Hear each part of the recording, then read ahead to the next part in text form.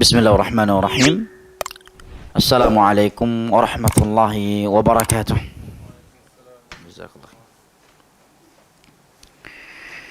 Alhamdulillah.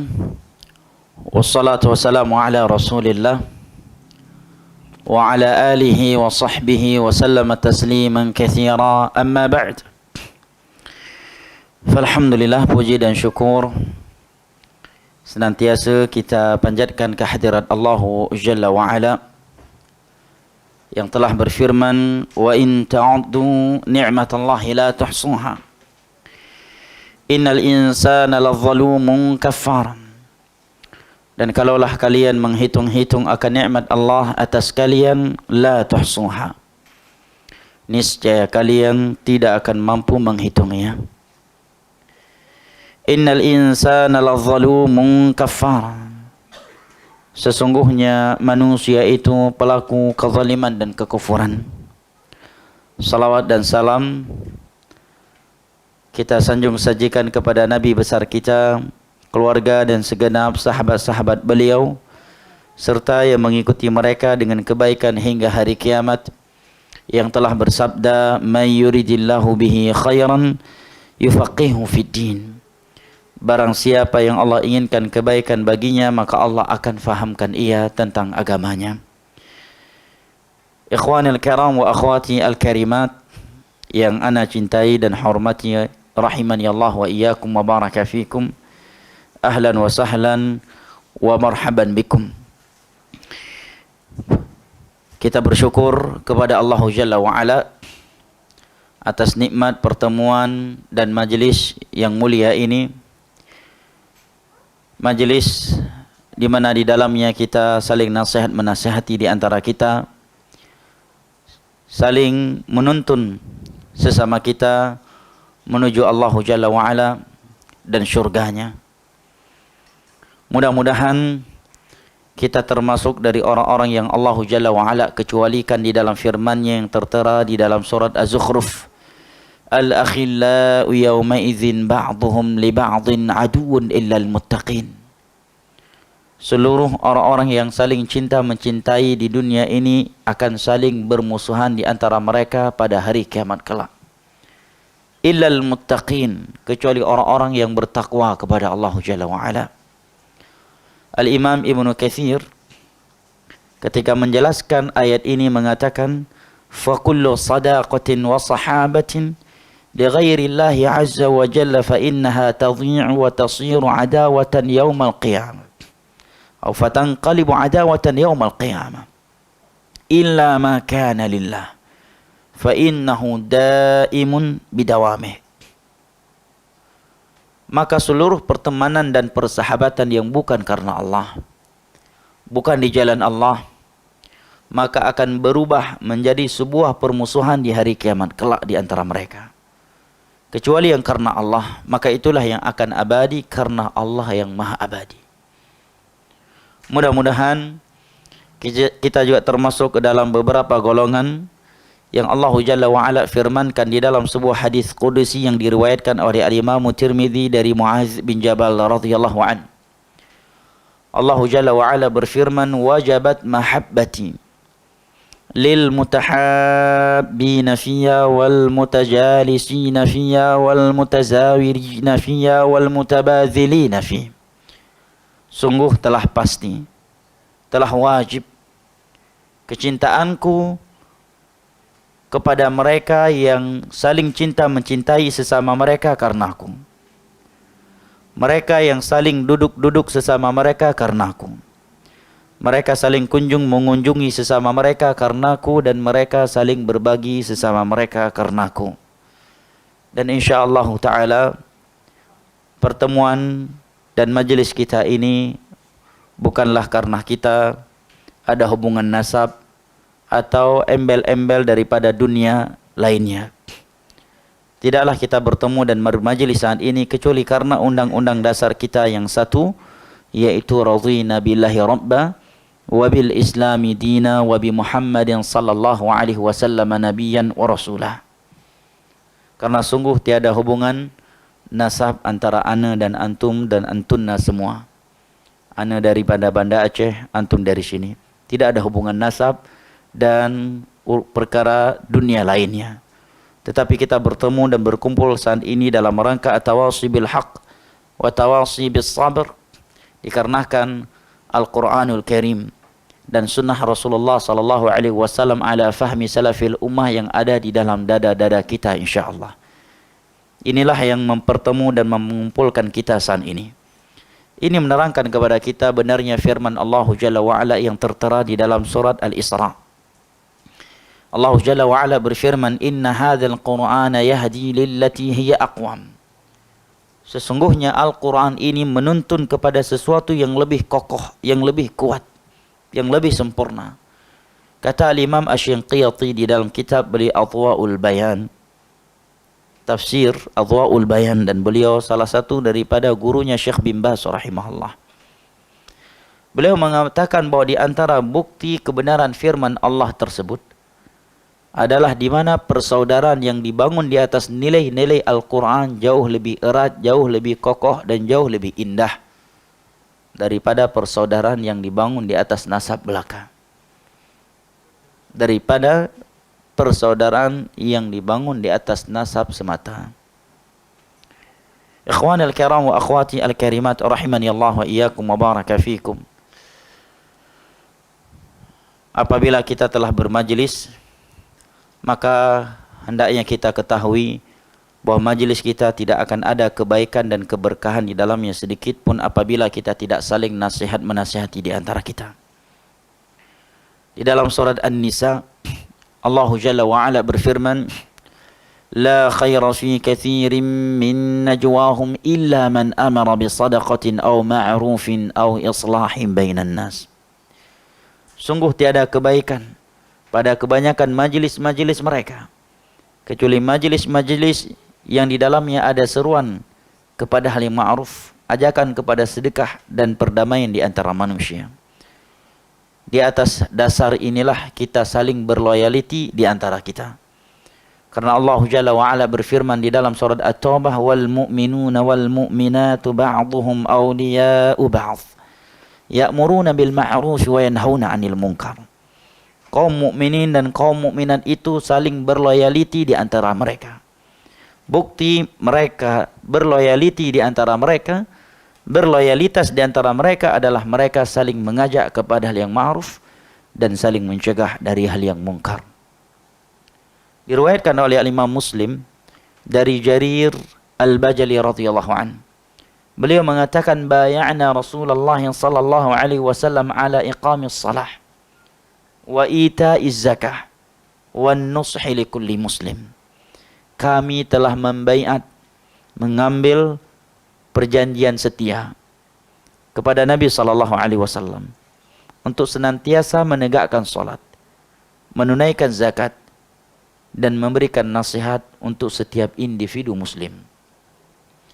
Juga diriwayatkan oleh Imam Muslim dari Abu Hurairah radhiyallahu an, Rasulullah sallallahu alaihi wasallam bersabda, haqqul muslim 'alal muslim sit.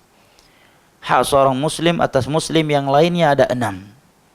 Di antaranya adalah idza stansahaka fansah. Apabila ia meminta nasihat kepadamu, maka berikanlah ia nasihat. Dan terkhusus sesama ahli sunnati wal jamaah, di mana mereka adalah kaum minoriti dimanapun mereka berada. Imam Hasan Al-Basri, seorang ulama sigharu tabi'in dari Basrah, mengatakan, ya ahli sunnah tarafaqu fa innakum aqallun nas.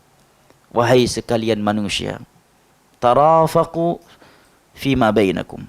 Wahai ahli sunnah, hendaknya kalian saling cinta mencintai, saling sayang menyayangi di antara kalian. Fa innakum aqallun nas, karena kalian adalah manusia yang paling minoriti. Jangankan sesama yang mengikuti sunnah jamaah, hanya persamaan penampilan saja. Baru 2 langkah kita keluar dari bangunan di sini, sudah tidak terlihat lagi orang yang berjenggot. Ya kan? Walaupun terlihat berjenggot, belum tentu dia di atas tauhid dan di atas as-sunnah. Nah, walaupun terkadang kita ketika berada di dalam sebuah masjid yang sangat besar, jumlah jamaahnya ribuan, begitu bubar keluar dari masjid langsung tak terlihat lagi. langsung tak terlihat lagi. Karena memang Allah telah mengatakan di dalam banyak ayat dari Al-Quranul Karim yang benar-benar mengikuti agamanya sangatlah minoriti. Wa qalilum min ibadiya syakur. Kaum minoriti yang bersyukur kepadaku dari hamba-hambaku. Wa in tuti' aktsara man fil ardi yudhilluka an sabilillah. Seandainya engkau mentaati mengikuti mayoritas manusia, maka mereka akan menyesatkan engkau dari agama Allah. Seandainya kita berada di dalam sebuah masjid dan jamaah kajian sunnah ada 1.000.000 orang atau anggaplah 1.000, 2.000 orang, begitu bubar dari masjid langsung tak terlihat lagi. Langsung tak terlihat lagi, minoriti. Nah, makanya Hasan Al-Basri mengatakan tarafaqu fima bainakum. Wahai orang-orang yang mengikuti sunnah Rasulullah sallallahu alaihi wasallam, tarafaqu fima bainakum. Hendaknya kalian saling cinta, mencintai, saling sayang, menyayangi di antara kalian. Fa innakum aqallun nas. Karena kalian adalah manusia yang minoriti. Beranjak dari beberapa ayat dan hadis Nabi sallallahu alaihi wasallam di atas, serta ucapan sebagian ulama salaf yang telah kita simak, maka insyaallah taala kita akan mengangkat sebuah tema, suatu tajuk yang telah kita ketahui bersama sebagai bentuk at-tawasi bil haq wa tawasi bis sabr. Nah, kita tidak membahas kitab karena pertemuan yang sangat terbatas waktunya. Mudah-mudahan apa yang akan kita bahas dan kita kaji pada kesempatan kali ini bermanfaat dan berkah untuk kita semuanya. Jamaah yang dimuliakan Allah. Beberapa hal yang mesti tertanam di dalam hati kita. Tajuk pembahasan ini adalah tentang padang mahsyar. Namun sebelum saya membahas tentang padang mahsyar, ada beberapa hal yang hendaknya selalu hadir dan tertancap kuat di dalam hati kita. Dan dia tidak boleh hilang, tidak boleh pergi sekejap waktu pun dari hati kita. Yang pertama, hendaknya kita selalu sadar dan ingat bahwa kita tidak diciptakan ke dunia ini hanya untuk hal yang sia-sia, hanya untuk hal dunia semata. Tetapi Allah menciptakan kita ke dunia yang semu lagi menipu ini untuk beribadah kepadanya. Yang karenanya ia menciptakan kita, menciptakan jin, menurunkan kitab-kitab, mengutus para nabinya dan menciptakan syurga dan nerakanya. Allah Jalla wa Ala berfirman di dalam surat Al-Hajj, "Afa hasibtum annama khalaqnakum 'abathan wa annakum ilaina la turja'un?" Apakah kalian mengira bahwa kami tidak menciptakan kalian kecuali hanya untuk hal yang sia-sia, hanya sekedar mengumpulkan harta benda, hanya sekedar makan minum, hanya sekedar nikah kemudian memiliki anak keturunan, hanya sebatas itu? Wa annakum ilaina la turja'un? Apakah kalian mengira bahwa kalian tidak akan kembali kepada kami?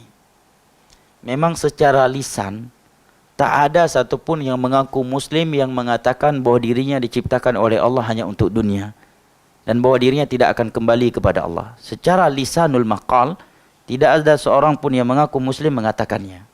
Tetapi tak sedikit dari mereka yang mengaku muslim tetapi gaya hidupnya mengesankan seolah-olah Allah tidak menciptakan dia kecuali hanya untuk dunia semata. Gaya hidup sebagian mereka yang mengaku muslim mengesankan seakan-akan dia tidak beriman adanya alam barzakh.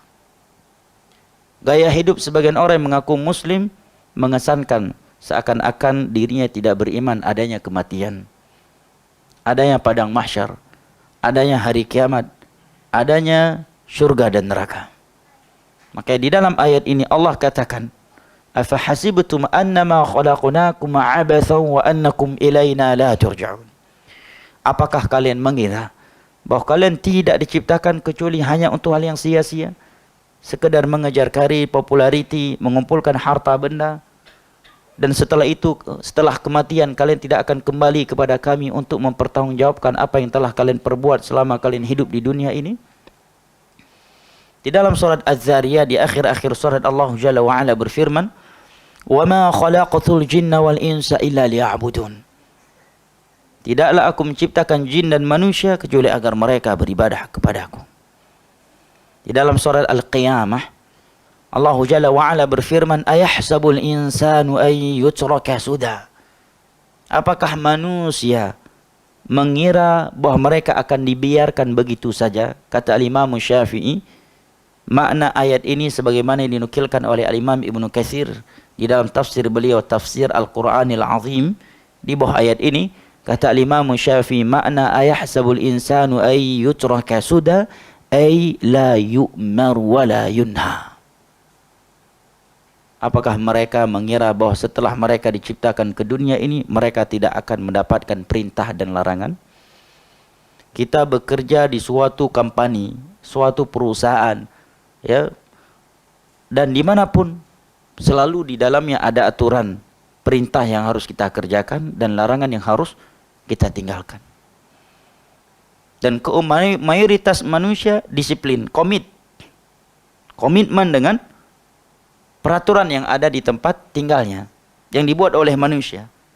Walaupun peraturan-peraturan tersebut mungkin memberatkannya, tetapi dia mau menjalankannya dan menganggap orang lain yang tidak menjalankan peraturan tersebut sebagai seorang yang membangkang, seorang yang tidak baik. Tetapi sebagian mereka yang bersikap seperti itu tidak disiplin, tidak komit dengan aturan Allah.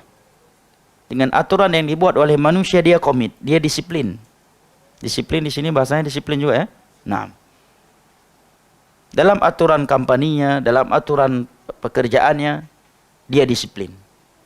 Dan yang tidak disiplin, dia anggap sebagai orang yang tidak baik. Tapi sayangnya, dia tidak memiliki prinsip yang seperti itu terhadap aturan Allah dan Rasulnya. Begitu Allah dan Rasulnya memberikan aturan dalam Al-Quran dan hadis tentang perintah yang harus dijalankan dan larangan yang harus dia tinggalkan, dia mengomentarinya seolah dia lebih berilmu daripada Allah.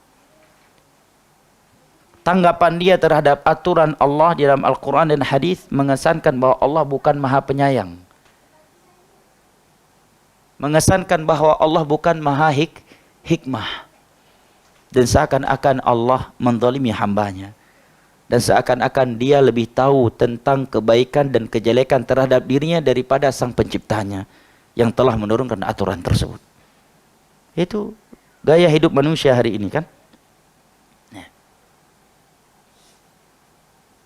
Terhadap peraturan di tempat kerja disiplin ya. Pagi-pagi udah keluar dari rumahnya, berangkat. Walaupun istrinya sakit, anaknya sakit, tak peduli dia. Saya harus masuk pekerja, tempat kerja harus disiplin. Pulangnya juga demikian. Begitu dengan aturan Allah, mulai dia bermalas-malasan.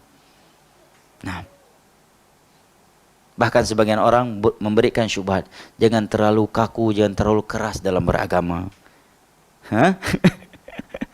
Ketika disampaikan ayat dan hadis ini haram, itu haram, padahal itu aturan dari Allah dan Rasulnya, dia menganggap kalau ini haram, itu haram, tak boleh hidup lah, tak boleh bahagialah.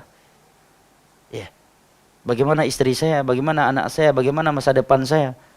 Tetapi dengan aturan manusia, dia rela mengorbankan istrinya, mengorbankan anak-anaknya, mengorbankan kesehatannya, mengorbankan waktu rehatnya demi peraturan yang dibuat oleh manusia. Makanya ayat ini sangat dalam artinya. Ayahsabul insanu ayyutraka sudah. Apakah manusia itu mengira bahwa mereka akan dibiarkan begitu saja? Kata Imam Syafi'i, la yu'mar wa la yunha, tidak mendapatkan perintah dan larangan. Di ayat pertama dari surat Al-Ankabut, Allah Jalla wa Ala berfirman, Alif Lam Mim. Ahasiban nasu an yutraku an yaqulu amanna wa hum la yuftanun. Walaqad fatanna alladhina min qablihim falaya'lamanna Allahu alladhina sadaqu wa laya'lamanna al-kadhibin. Alif Lam Mim. Apakah manusia mengira bahwa setelah mereka berkata kami beriman, selesai begitu, tanpa ada ujian, baik ujian dengan perintah yang harus dia jalankan, ujian dengan larangan yang harus dia tinggalkan, ataukah ujian dengan nikmat yang harus dia syukuri, atau ujian dengan musibah yang ia harus bersabar. Sungguh kami telah memberikan ujian kepada orang-orang sebelum mereka, maka Allah mengetahui siapa yang jujur dari mereka dan siapa yang berdusta.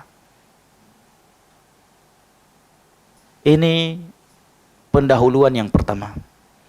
Poin pertama untuk pembahasan kita malam hari ini. Hal kedua, jamaah yang dimuliakan Allah, yang mesti dan harus selalu hadir dan tertancap kuat di dalam lubuk hati kita yang paling dalam, setelah kita mengetahui prinsip yang pertama di atas, bahwa seandainya kita tidak menjalankan ibadah kepada Allah yang karenanya kita diciptakan, sungguh kita tidak akan bahagia di dunia ini, apalagi di akhirat. Dan sebagian manusia meninggalkan perintah Allah dan melanggar larangan-larangannya dengan alasan agar bisa bahagia, biar hidupnya ini lagi bahagia, ya, lagi gembira. Karena menurut sebagian orang, kalau dia terlalu agamis, dia nggak bakal bahagia, nggak bakal senang hidupnya, nggak bakal gembira hidupnya. Ini justru keliru. Seandainya kita meninggalkan ubudiyah kepada Allah, maka sungguh kita hanya merugi dan kita tidak akan menggapai kebahagiaan di dunia ini, apalagi di akhirat. Karena memang ibadah kepada Allah adalah sumber kebahagiaan.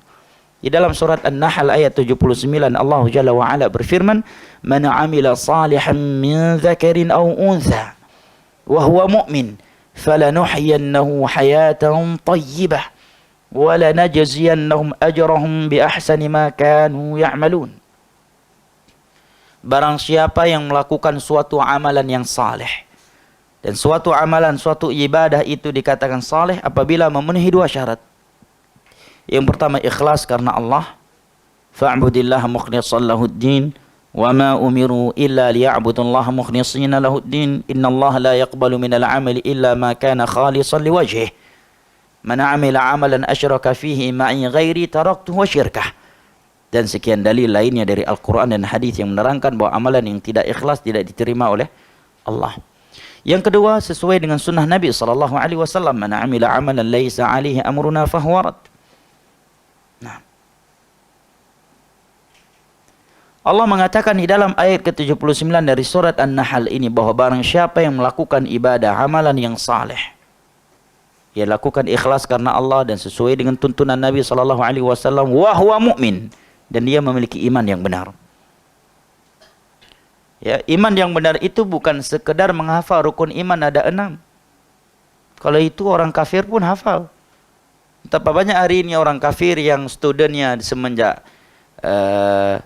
sekolah dasar di sekolah yang kaum muslimin, dia hafal rukun Islam ada 5. Yang pertama syahadat, ya kan?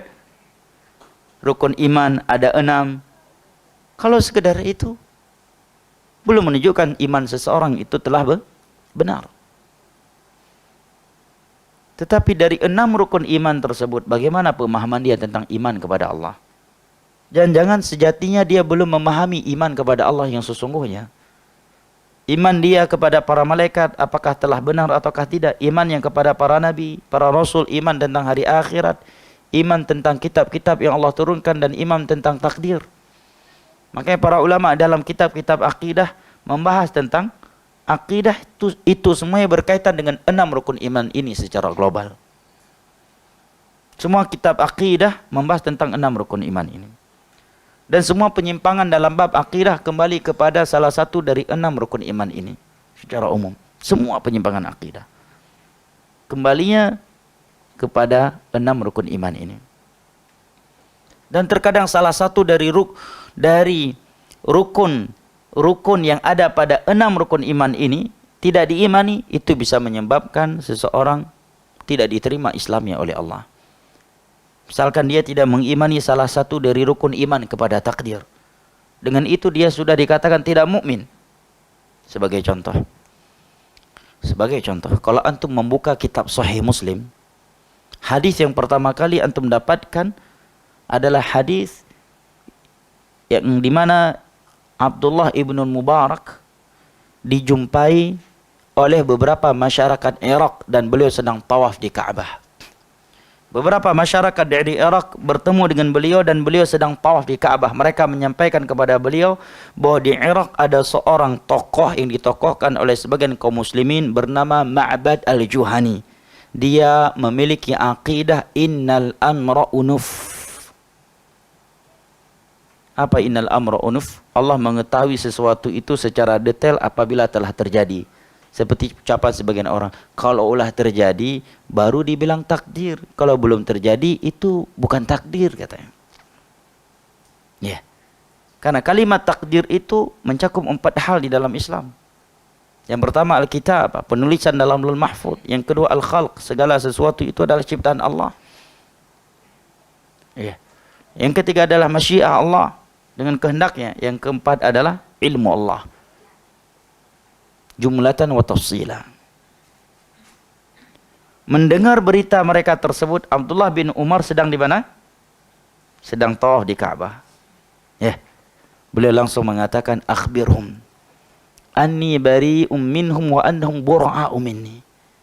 Walau annahum anfaqu mithla Uhudin zahaba lama qabilahu Allah minhum hatta yu'minu bil qadar. Sampaikan kepada mereka. Yang berkata demikian Abdullah bin Umar, dan beliau sedang ditawaf di depan Ka'bah, tempat yang paling agung di atas permukaan bumi ini. Sampaikan kepada mereka bahwa aku berlepas diri dari mereka dan mereka berlepas diri dariku. Dan sampaikan kepada mereka bahwa seandainya mereka menginfakkan emas sebesar gunung Uhud, maka Allah tidak akan menerimanya dari mereka sampai mereka beriman tentang takdir. Kata para ulama, ucapan Abdullah bin Umar ini menunjukkan bahwa beliau menganggap mereka batal Islamnya. Karena kalau tidak, maka tidak mungkin beliau mengatakan aku berlepas diri dari mereka dan mereka berlepas diri dariku. Karena Allah berfirman, innamal mu'minuna ikhwa ba'dukum min ba'd. Yang kedua, beliau mengatakan seandainya mereka menginfakkan emas sebesar gunung Uhud, maka Allah tidak akan menerimanya dari mereka. Dan hal yang seperti ini adalah dosa yang membatalkan Islam. Karena seandainya itu bukan penyimpangan yang membatalkan Islam, maka tidak akan sampai menghalangi seluruh amalan mereka diterima oleh Allah. Karena Allah berfirman, وَمَا مَنَعَ مِنْهُمْ وَمَا مَنَهُمْ أَن تُقْبَلَ مِنْهُمْ نَفَقَاتُهُمْ إِلَّا أَنَّهُمْ كَفَرُوا بِاللَّهِ. Tidaklah sedekah-sedekah mereka itu ditolak kecuali karena kekufuran mereka kepada Allah. وَقَدِمْنَا إِلَى مَا عَمِلُوا مِنْ عَمَلٍ فَجَعَلْنَاهُ هَبَاءً مَنْثُورًا. Nah, ini sebagai contoh bahayanya penyimpangan dalam masalah iman, masalah akidah. Nah, contoh lainnya akidah dianggap sepele, ringan, tetapi sepakat ulama itu pembatal Islam. Adalah akidah wahdatul adyan. Menganggap semua agama sama, sederajat dengan Islam. Seandainya seorang mati tidak membawa Islam, dia baik, orangnya tetap akan masuk syurga. Ini sepakat ulama akidah yang merupakan naqid min nawaqidil Islam. Salah satu dari pembatal Islam, karena itu adalah bentuk pendustaan terhadap firman Allah, innal ladzina kafaru min ahlil kitab wal musyrikin fi nari jahannam khalidina fiha ulaika hum syarrul bariyah. Walladzi nafsi biyadi ma min yahudin wala nasranin yasma'u bi thumma la yu'minu bi illa kana min ashabin nar. Riwayat Imam Muslim dari Abu Hurairah radhiyallahu anhu. Maka Allah, kita kembali lagi kepada ayat 79 dari surat An-Nahl. Bahwa Allah mengatakan barang siapa yang melakukan amal saleh dan dia memiliki iman, memiliki akidah yang benar, akidah yang lurus, maka sungguh kami akan memberikannya kehidupan yang indah. Kata Imam Ibnu Katsir dan selainnya, bahwa kalimat kehidupan yang indah di dalam ayat ini mencakup kehidupan yang indah di dunia, di alam kubur, dan di hari kiamat kelak.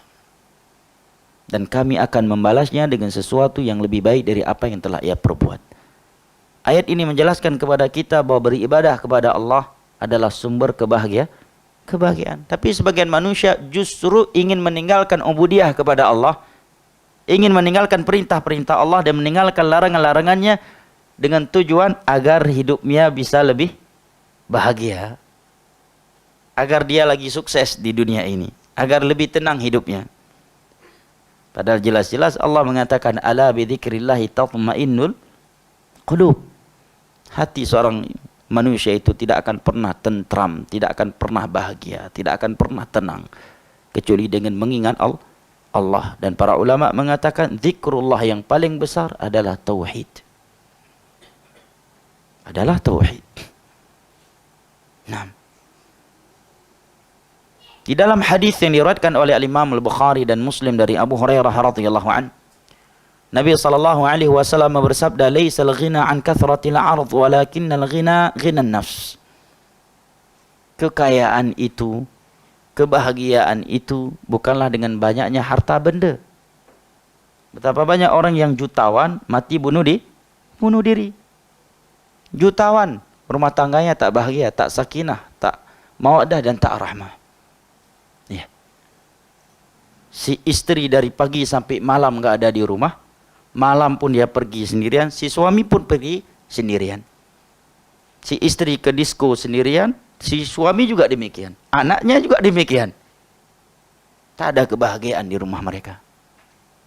Sehingga untuk mendapatkan sakinah, dengan tanda kutip, tanda tanya, mereka harus keluar dari rumah mereka. Menunjukkan apa? Mereka tidak mendapatkannya sesama mereka di dalam rumah tangga mereka. Sehingga ada di antara mereka mencari kebahagiaan dengan pergi ke disko. Ya? Ada yang dengan menggunakan obat-obat terlarang. Ada yang dengan bermain musik. Ya? Ada yang dengan bermain judi dan seterusnya.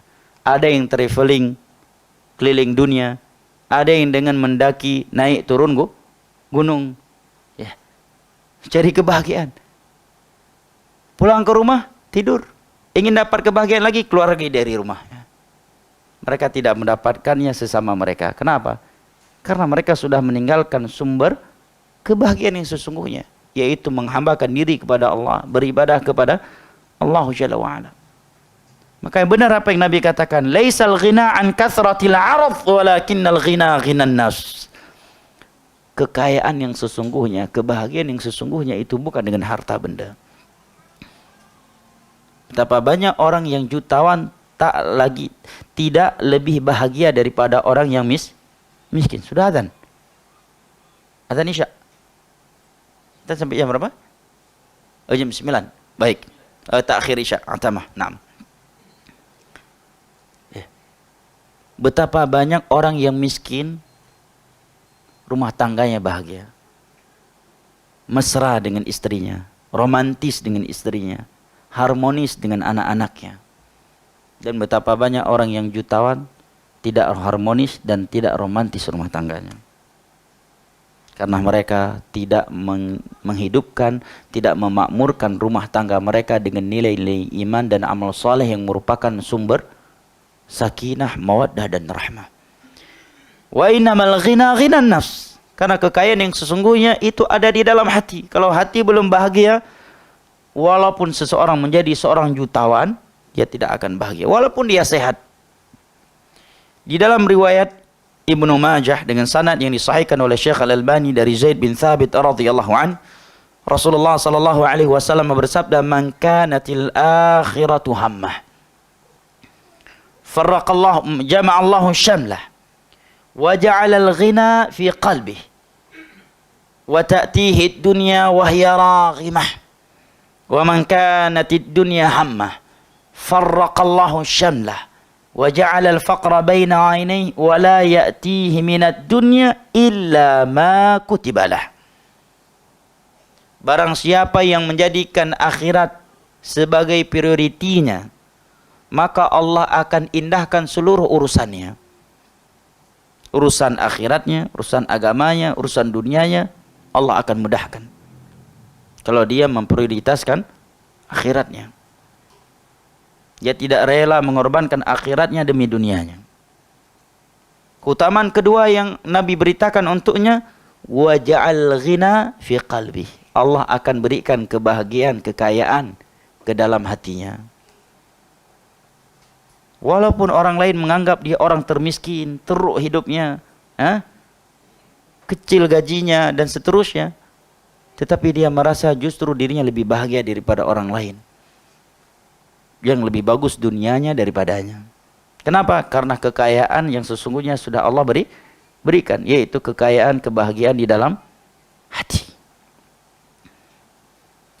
Wa ta'tihi dunya wa hiya raqimah, dan dunia akan mengejarnya walaupun dunia tidak suka kepadanya. Dan sebaliknya, wa man kanatid dunya hammah, barang siapa yang menjadikan dunia sebagai prioritinya, dia lebih memprioritaskan dunia daripada akhiratnya, sehingga demi dunia dia rela meninggalkan tauhid, meninggalkan sunnah, mengorbankan agamanya. Maka Nabi katakan farraqallahu syamlah, Allah akan cerai-beraikan, Allah akan buat teruk seluruh urusannya. Makanya coba lihat jamaah, mana ada orang yang tidak menjalankan nilai-nilai iman dan amal soleh dalam rumah tangganya, dalam perjalanan yang bahagia hidupnya? Enggak ada. Walaupun dia sudah menjadi orang nomor satu dalam kekayaan atau dalam populariti, terpopuler di dunia sekalipun, sebagian mereka ada yang disebutkan mati bunuh diri. Bahkan sebagian mereka disebutkan ada yang mengasingkan dirinya supaya orang tak kenal lagi sama dia. Dia ingin menikmati hidup.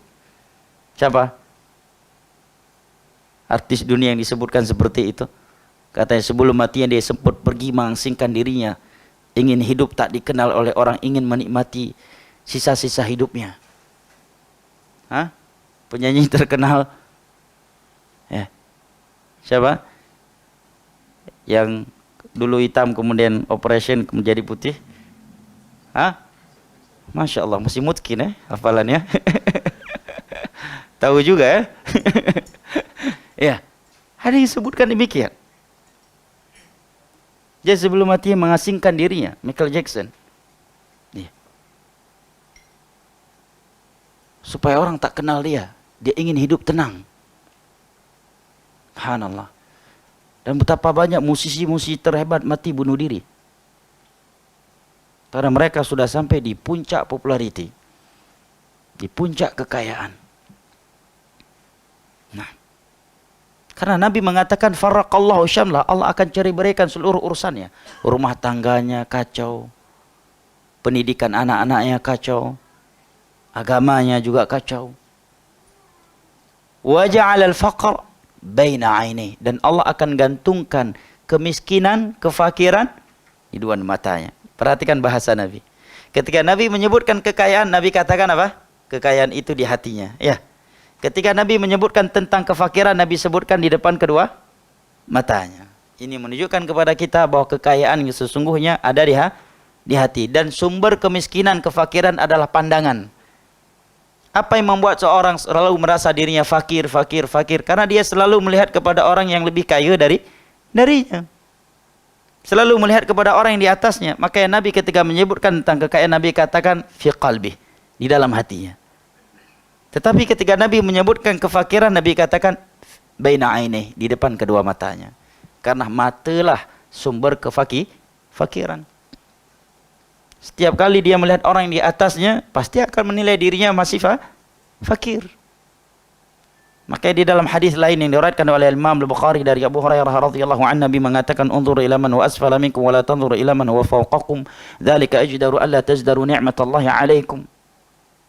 Melihatlah kepada orang yang di bawah kalian, dan jangan sekali-kali kalian melihat kepada orang yang di atas kalian, agar kalian tidak merendahkan nikmat Allah yang telah ada pada kalian.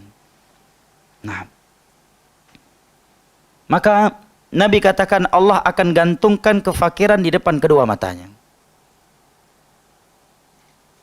Wala ya'tih minad dunya illa ma kutibalah. Yang ketiga Nabi katakan dunia yang dia prioritaskan di atas akhiratnya, yang deminya dia rela mengorbankan agamanya, tidak akan datang kepadanya kecuali sesuai dengan apa yang telah Allah tuliskan untuknya di dalam Lauhul Mahfuz.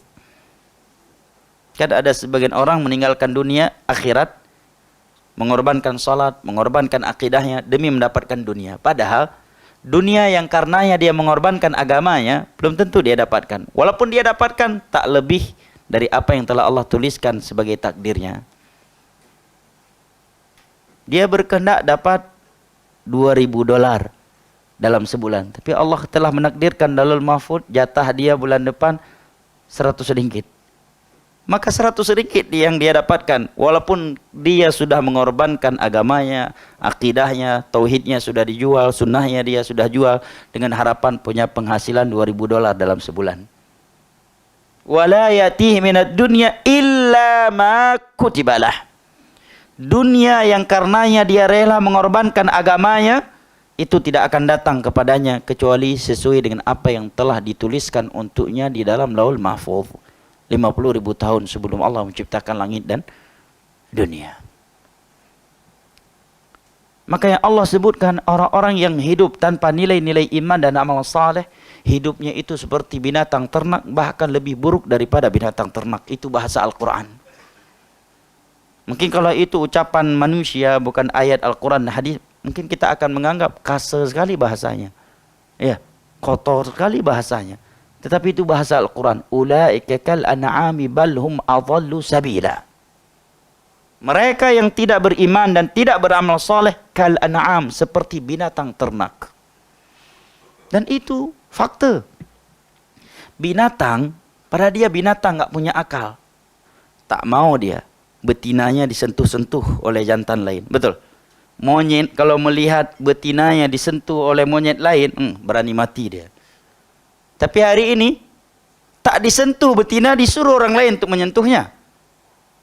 Sebagian lelaki hari ini kan, bahkan tak jarang kita mendengar kes ada seorang wanita melakukan perzinaan karena suami yang menyuruh untuk bisa bertahan hidup, alasannya karena sedang COVID-19. Itu banyak kejadiannya, Pak.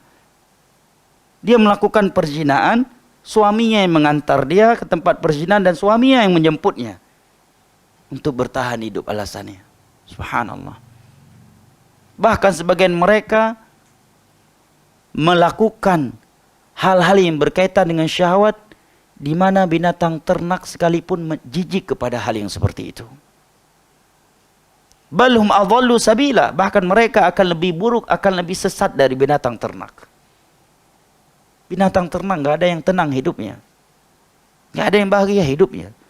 Maka Allah katakan mereka yang tidak menjalankan nilai-nilai iman dan amal soleh dalam kehidupannya, kal an'am, akan seperti binatang ternak kehidupan mereka. Rumah tangganya seperti binatang ternak. Balhum adhallu sabila. Dan bahkan mereka akan lebih buruk, akan lebih sesat daripada binatang ternak. Ini bahasa Al-Quran. Firman-Nya Rabbul Alamin, Al-Alim Al-Hakim, Ar-Rahman Ar-Rahim.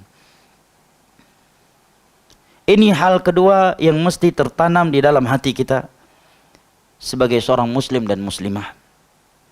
Hal ketiga, prinsip ketiga yang mesti tertanam kuat di dalam kalbu kita, di dalam hati kita, lubuk hati kita yang paling dalam, adalah bahwa penghambaan kepada Allah yang Allah perintahkan kepada kita tak lama masanya, hanya sesaat, jamaah. Tadi prinsip yang pertama telah kita ketahui, kita tidak diciptakan kecuali untuk beribadah. Yang kedua tadi telah kita ketahui bahwa ibadah kepada Allah adalah sumber kebahagiaan untuk diri kita sendiri. Dan tidaklah kita meninggalkannya kecuali kita akan merugi dunia dan akhirat. Nah, yang ketiga, penghambaan kita kepada Allah itu hanya sebentar. Hanya sebentar. Tak lama masanya. Sampai kapan? Sampai mati. Malam ini mati, solat isya belum kita lakukan, sudah selesai penghambaan kita kepada Allah dalam menjalankan perintah dan larangannya. Tak lama. Wa'bud rabbaka hatta ya'tiyakal yaqin. Beribadahlah engkau kepada Rabbmu sampai keyakinan datang kepadamu. Maksudnya kematian. Sebagian orang mengatakan yakin di sini ma'rifah. Kalau udah ma'rifah tak perlu lagi beribadahlah kepada Allah, karena dia sudah yakin daripada hatinya, katanya. Pada al-yakin di sini adalah kematian. Seperti firman Allah Jalla wa Ala dalam surah Al-Mudaththir, wa kunna nakhudhu ma'al kha'idhin wa kunna nukadzibu biyaumiddin hatta atana al-yaqin. Nah, Hanya sampai mati jamaah. Dan bisa jadi solat isya belum kita lakukan, kita udah mati. Karena untuk mati itu tidak mesti dalam perang. Untuk mati itu kita nggak mesti naik pesawat dulu kemudian mengalami turbulensi. Nggak mesti itu. Khalid bin Walid dari ujung kaki sampai ujung kepalanya ada bekas perang, bekas tombak, bekas panah, dan bekas pedang. Dan selalu meminta untuk mati di medan perang. Tetapi beliau justru meninggal dunia dan beliau sedang di atas tempat tidurnya. Sedang di atas tempat tidurnya. Subhanallah.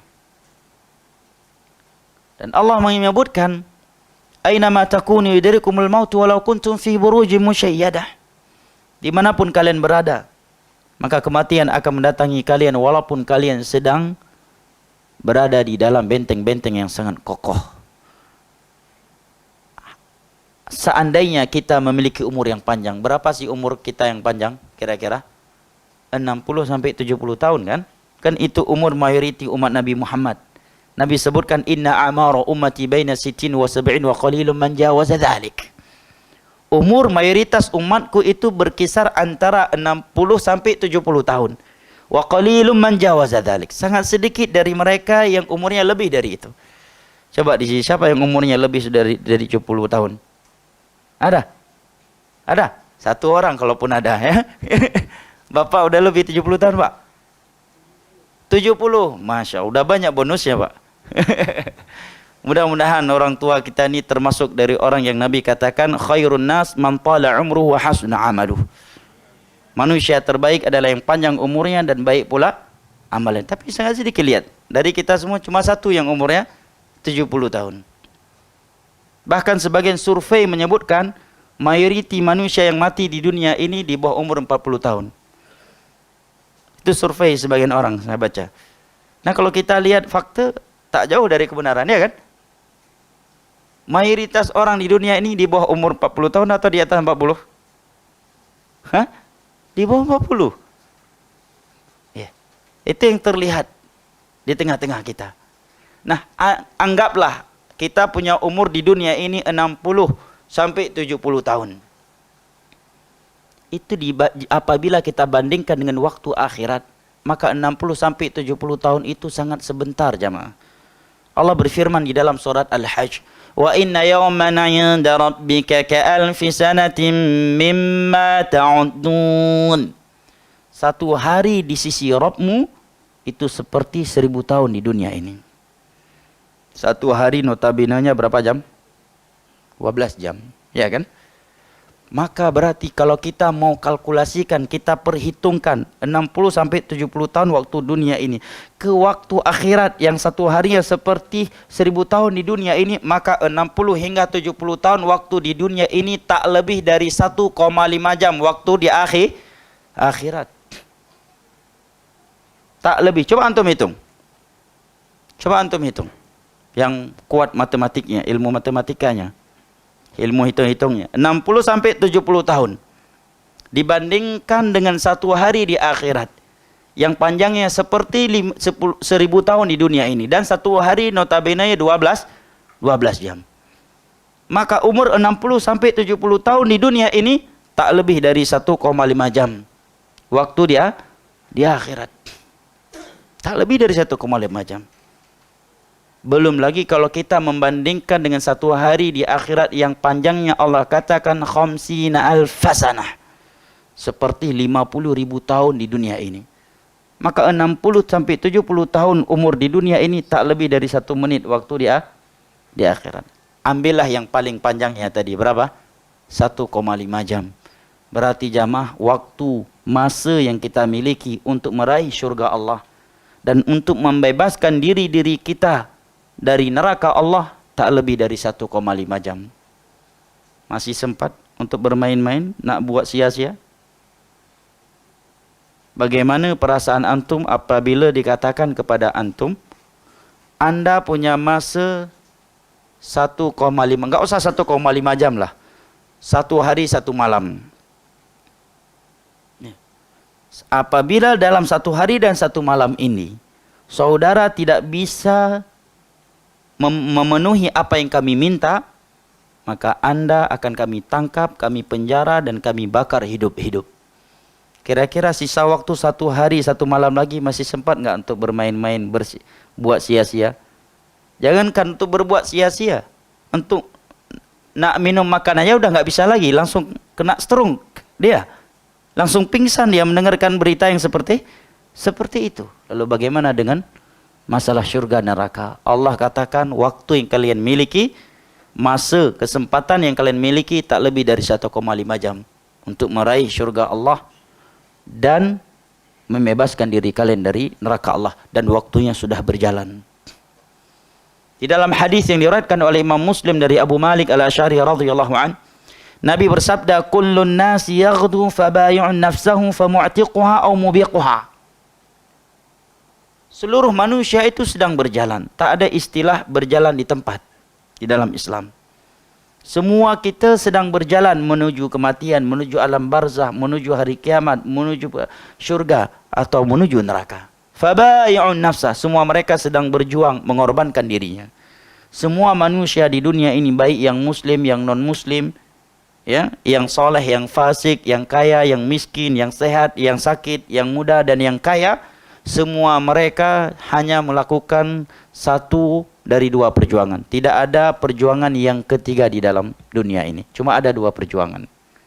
Yang pertama perjuangan untuk masuk syurga, dan yang kedua perjuangan untuk masuk ke dalam neraka. Hanya saja yang sedang berjuang masuk neraka ada yang sadar dirinya sedang berjuang untuk masuk neraka, dan ada pula yang tak sadar bahwa dirinya sedang berjuang untuk masuk neraka. Yang sadar contohnya pelaku maksiat walaupun dia banyak maksiat, sadar dia sedang melakukan maksiat yang bisa menjerumuskan dia ke dalam neraka Allah. Tetapi pelaku syirik dan bid'ah tak sadar dia, justru menganggap orang lain tak mungkin masuk syurga karena tak ikut melakukan ritual syirik bid'ah yang ia lakukan. Ini harus selalu hadir dalam hati kita. Semenjak kita bangun dari tidur kita sampai tidur kembali, yang kita lakukan itu kalau bukan memasukkan kita ke dalam syurga, maka akan menjerumuskan kita ke dalam neraka Allah. Tidak ada yang ketiga di dunia ini. Hanya ada 2 perjuangan ini. Kita sadari ataukah tidak? Kita terima ataukah tidak? Kita ketahui ataukah tidak? Perjuangan di dunia ini cuma ada 2. Kalau bukan perjuangan menuju syurga, maka perjuangan menuju neraka. Baik yang beragama Islam, Yahudi, Nasara, Majusi, musyrik, etis sekalipun, mulhid sekalipun, perjuangannya kalau bukan ke syurga maka ke neraka.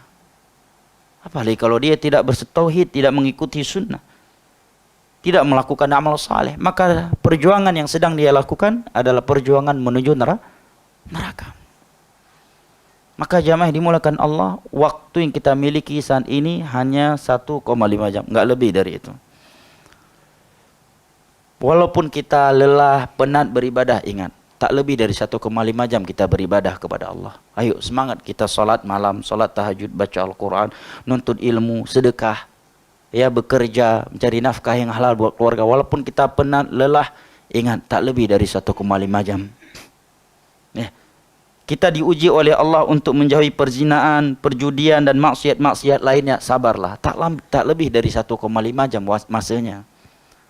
Hanya selama 1,5 jam Allah meminta kita jangan berjudi, jangan berzina, jangan berbuat syirik dan jangan berbuat bid'ah.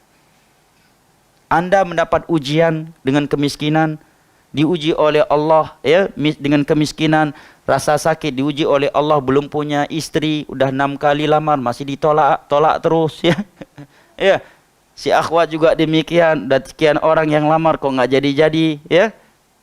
Tak ada berita, tak lebih dari 1,5 jam ujian tersebut.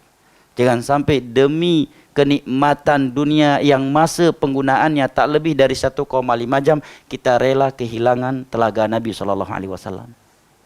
Kita rela kehilangan syurga Allah, kehilangan bidadari di dalam syurga Allah, dan rela dibakar dalam neraka Allah Jalla wa'ala yang 1 hari di dalamnya paling pendeknya seperti 1000 tahun di dunia ini.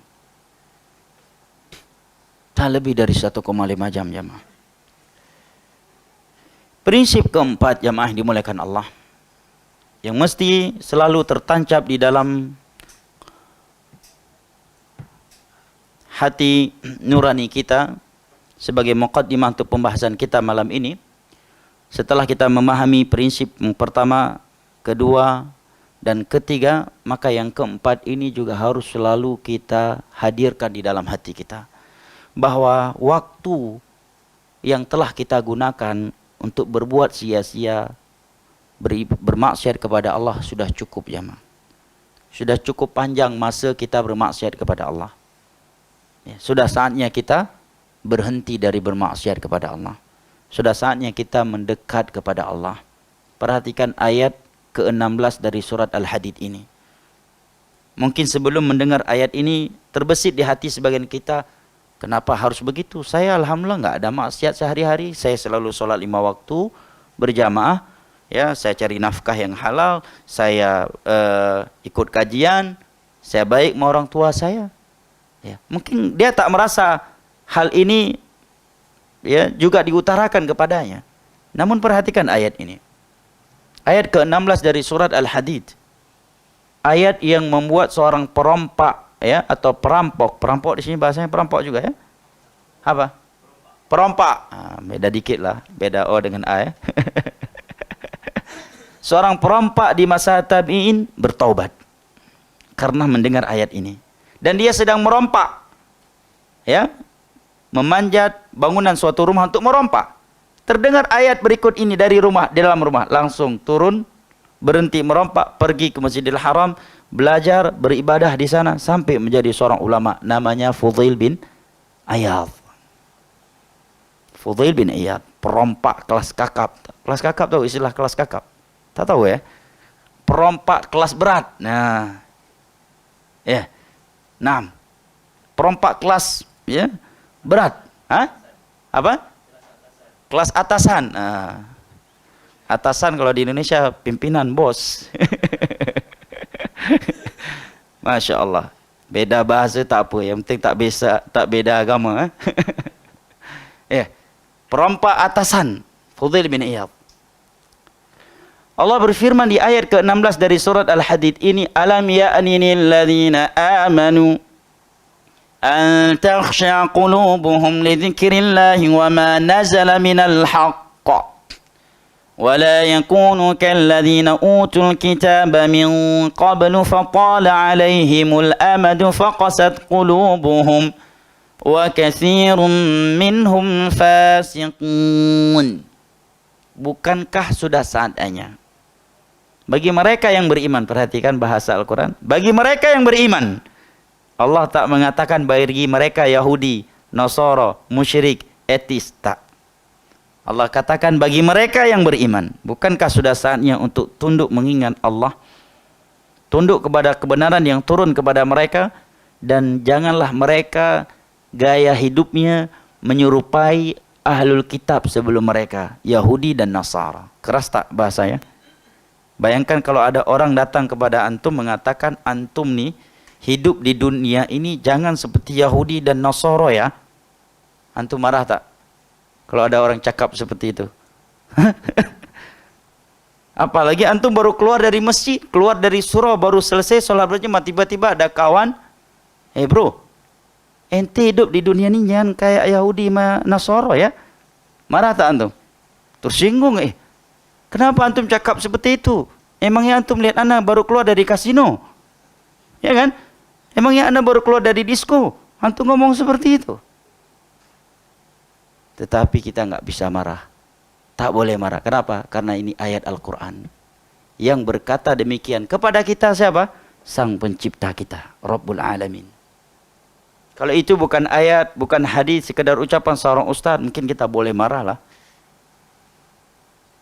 Kalau itu bukan ayat, bukan hadis, seorang khotib ngomong cakap seperti itu di atas mimbar, keluar dari surau, udah hilanglah kasutnya, udah hilang sendalnya, ya kan?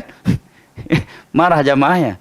Tapi ini ayat Al-Quran. Allah katakan, sudah saatnya bagi mereka yang beriman untuk tunduk mengingat Allah, tunduk kepada kebenaran yang turun kepada mereka, dan janganlah mereka hidup seperti Yahudi dan Nasara sebelum mereka. semakin panjang bertambah umur mereka, semakin banyak kesempatan taubat yang Allah berikan kepada mereka, semakin keras pula hati mereka. Pertanyaannya, semakin lama kita ngaji sunnah ini, semakin keras hati kita atau semakin lembut? Semakin lama ngaji, semakin sering menangis di hadapan Allah, atau justru terakhir kali kita menangis di hadapan Allah 15 tahun yang lalu, 20 tahun yang lalu, 10 tahun yang lalu, bulan pertama ngaji, bulan pertama hijrah, hampir tiap hari menangis. Begitu masuk tahun ke-10 hijrah, tak pernah nangis lagi. Justru sudah lebih bermudah-mudahan dengan maksiat kepada Allah Jalla wa'ala. Oke, jangan sampai ayat ini kita baca, kita tak merasa diri kita juga dimaksud dengan ayat ini. Apa kata Abdullah bin Mas'ud radhiyallahu anhu? Kalau kita membuka tafsir ayat ini, tafsir Ibnu Katsir dan yang lainnya, kita dapatkan di sana ucapan Abdullah bin Mas'ud. Kata Abdullah bin Mas'ud, ayat ini turun kepada kami 5 tahun setelah kami masuk Islam.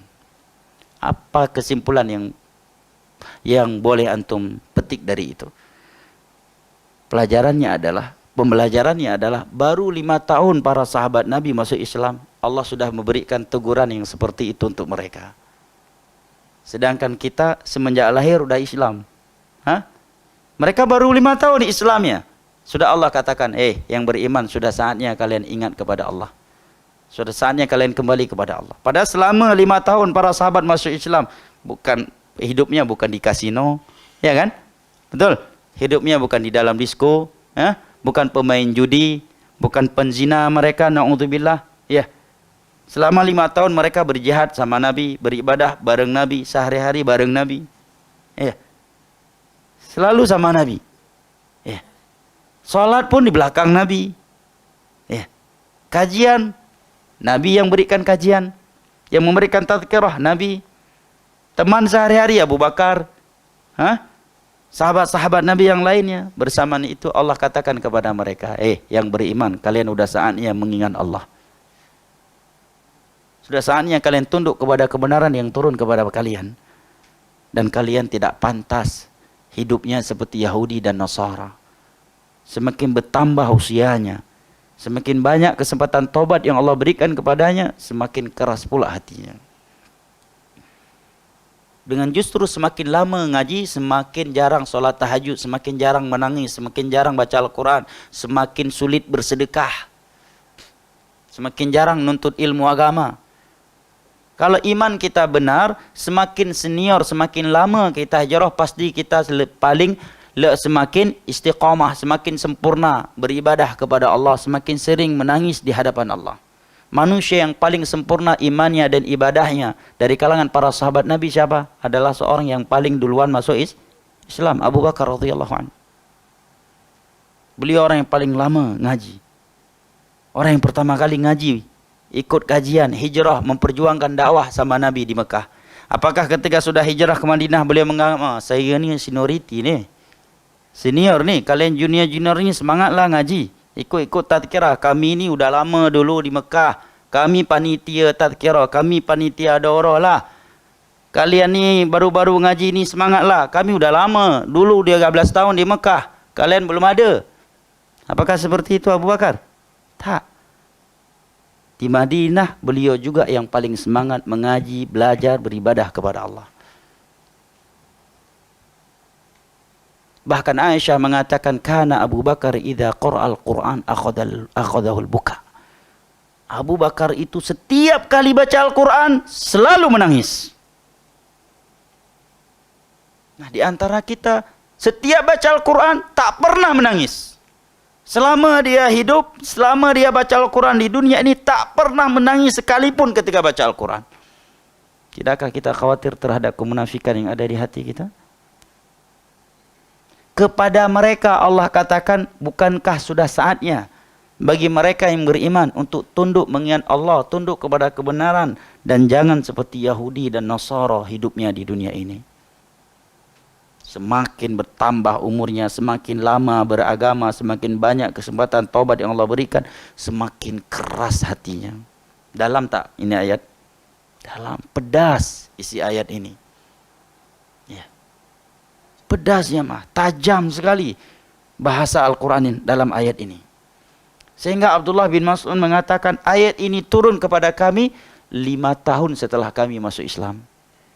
Ya, kita 5 tahun masuk Islam baru masih dinamakan mu'allaf, masih dapat zakat lagi, mu'allaf. Walaupun udah 20 tahun masuk Islam masih dinamakan mu'allaf. Tak boleh ditegur lah, ya antum mana masih mu'allaf nih. Antum udah lama Islam, bolehlah semangat beribadah. Ana tak apalah, pelan-pelan karena mu'allaf. Padahal udah 20 tahun masuk Islam. Para sahabat ini baru 5 tahun masuk Islam, sudah Allah berikan teguran yang seperti ini. Subhanallah. Ini hal yang keempat, ini hendaknya selalu hadir dan tertancap di dalam hati kita. Kemudian ikhwanil kiram wa akhwati al-karimat rahimani Allah wa iyyakum wa baraka fikum. Kematian di dunia ini bukanlah perjalanan yang terakhir kita. Seringkali kita mendengar dari sebagian orang awam kalau ada orang yang meninggal, dia sudah berada di tempat rehat terakhirnya. Ya. Padahal alam kubur adalah jenjang pertama dari jenjang akhirat, baru yang pertama. Alam kubur itu jenjang pertama, baru yang pertama. Nabi mengatakan inna awwala hadhil qubur awwalu manazilil akhirah. Faman naja minha fama ba'dahu aisaru min. Sesungguhnya alam kubur ini adalah jenjang akhirat yang pertama. Barang siapa yang selamat di alam kubur, maka yang datang setelah alam kubur akan lebih mudah baginya. Ini hadis yang membuat Utsman bin Affan setiap kali hadir di pemakaman menangis sampai basah jenggotnya. Nah, sampai basah jenggotnya. Utsman bin Affan, Wahabi berarti dia, berjenggot dia. Nah, hatta tabulla lihyatuh. Setelah alam kubur jamaah dimulakan Allah, akan ada hari kiamat. Setelah tanda-tandanya. Dan di alam kubur kita nggak tahu berapa lama kita di dalamnya. Dan di alam kubur kondisi hanya ada 2. Muna'am atau mu'adzab. Tidak ada kondisi yang ketiga di dalamnya. Kalau orang kafir 100% azab. Siang dan malam 24 jam isinya azab. An-nar yu'raduna 'alaiha ghuduwan wa 'ashiyya. Wa yawma taqumu as-sa'atu adkhilu ala fir'auna asyaddal azab. Siang dan malam mereka dibakar di alam kubur. Kalau mukmin maka ada yang selalu mendapatkan nikmat dan ada pula sebagian mereka yang terkadang mendapatkan nikmat dan terkadang mendapatkan azab. Sekadar iman, amal solehnya dia diberikan nikmat dan sekadar kemaksiatannya dia diazab oleh Allah Jalla wa'ala. Karena dosa-dosa maksiat yang dia lakukan dan dosa-dosa tersebut masih di bawah syirik dan Allah belum mengampuninya. Dan ingat ayat tadi, Allah katakan satu hari di sisi Rabbmu seperti 1000 tahun di dunia ini. Itu di akhirat. Dan alam kubur jenjang akhirat yang pertama. Tahapan akhirat yang pertama. Alam kubur sudah masuk ke dalam bagian akhirat. Inna awwala hadhil qubur awwalu manazilil akhirah. Dan ketika kita masuk ke dalam kubur jamaah yang dimuliakan Allah, tidak ada satupun orang yang mau menemani kita. Antum punya istri ini yang sangat sayang sama antum, sangat setia sama antum. Begitu antum mati, mau tak dia nemenin antum dalam pertama dalam kubur? Tak mau. Walaupun dia setia, bahkan mungkin dia tak rela, tak nak nikah lagi setelah suami yang wafat. Tapi untuk menemani antum dalam kuburan, tak nak dia. Begitu juga si istri kalau dia meninggal dunia. Nggak ada suami yang karena dia cinta dan sayang pada istrinya, malam pertama tidur dalam kuburan bersama istrinya. Tak ada. Yatba'ul mayyita thalathatun. Ketika mayat dibawa ke pemakaman, ada 3 perkara yang mengikutinya. Yatba'u ahluhu wa maluhu wa amaluhu. Harta, keluarga dan amalannya. Fayarji'u ithnani wa yabqa wahid. Tetapi duanya akan ikut kembali lagi ke tempat mereka masing-masing. Harta dan keluarganya. Mobilnya yang dipakai untuk mengantar jenazah yang dibawa pulang lagi. Harta yang dia tinggalkan akan menjadi warisan. Keluarganya yang ikut mengantar dia bahkan menangis luar biasa ketika dia dimasukkan ke dalam kubur. Baru 1 hari udah lupa mereka sama dia. Hah? Ya. Begitu lapar, yang teringat langsung ingat Cane, lupa sama dia. Baru hadir Cane di depannya udah lupa sama dia. Apalagi dengan nikmat-nikmat dunia yang lainnya. Wa yabqa wahid, yang tersisa menemaninya cuma amalannya. Hanya itu. Malam ini kita mati, malam ini kita dikuburkan. Yang menemani kita bukan anak kita, bukan istri kita, bukan harta, tetapi amalan kita. Berapa lama kita di dalamnya? Wallahu alam. Bisa jadi 1000 tahun, bisa jadi 2000 tahun, bisa jadi 100 tahun, 200 tahun, 300 tahun, 400. Wallahu alam. Hanya Allah yang mengetahuinya. Nah, setelah itu akan ada hari kiamat. Inna sa'ata la syai'un 'azim. Yauma tarawunaha tadhhalu kullu murdi'atin 'amma arda'at wa tad'u kullu dhati hamlin hamlaha wa taran nasa sukara wa ma hum bisukara walakinna 'adzaballahi syadid. Ketika hari kiamat terjadi, ini belum di padang mahsyar. Terjadi hari kiamat. Ya. Terjadi hari kiamat. Kiamat itu ada 2. Pertama kiamat mukmin, kedua adalah kiamat orang kafir. Kiamat mukmin adalah datangnya angin dari arah Yaman yang lebih lembut, lagi lembut daripada kain sutra yang mencabut nyawa setiap orang yang beriman kepada Allah. Ketika dunia sudah tidak ada lagi orang yang beriman, tidak ada lagi yang menyebutkan Allah dan tidak ada lagi Al-Quran di dunia ini, maka terjadilah hari kiamat kepada manusia terburuk dan terkutuk di dunia ini. Ya. Syirarul khalq indallah. Nabi mengatakan apabila hari kiamat terjadi, engkau akan melihat manusia, wanita-wanita yang sedang hamil, tiba-tiba bayinya keguguran. Keguguran bahasa di sini sama ya? Apa keguguran? Lahir sama ya? Sama. Nah, yang namanya persalinan itu sulitnya luar biasa kan? Ada pembukaan pertama, pembukaan kedua, ketiga, keempat. Jarak antara satu keduanya terada sampai 1 jam. Ya. Maghrib udah pembukaan pertama, besok duha belum lahiran juga. Tapi ketika hari kiamat terjadi, wanita yang sedang hamil, bayinya keluar lagi senang dalam keadaan senang, mudah. Tanpa kesulitan sedikit pun. Dahsyatnya hari kiamat. Dan wanita-wanita yang sedang menyusui bayinya, dia membuang bayi-bayinya, dia tinggalkan bayinya. Padahal di dunia ini seorang ibu lagi makan pun, sedang makan pun dia tinggalkan makan minumnya untuk menyusui anaknya.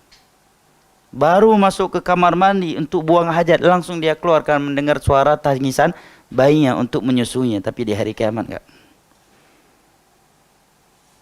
Dia tinggalkan bayinya itu karena ngerinya hari kiamat. Wa taran nasa sukara.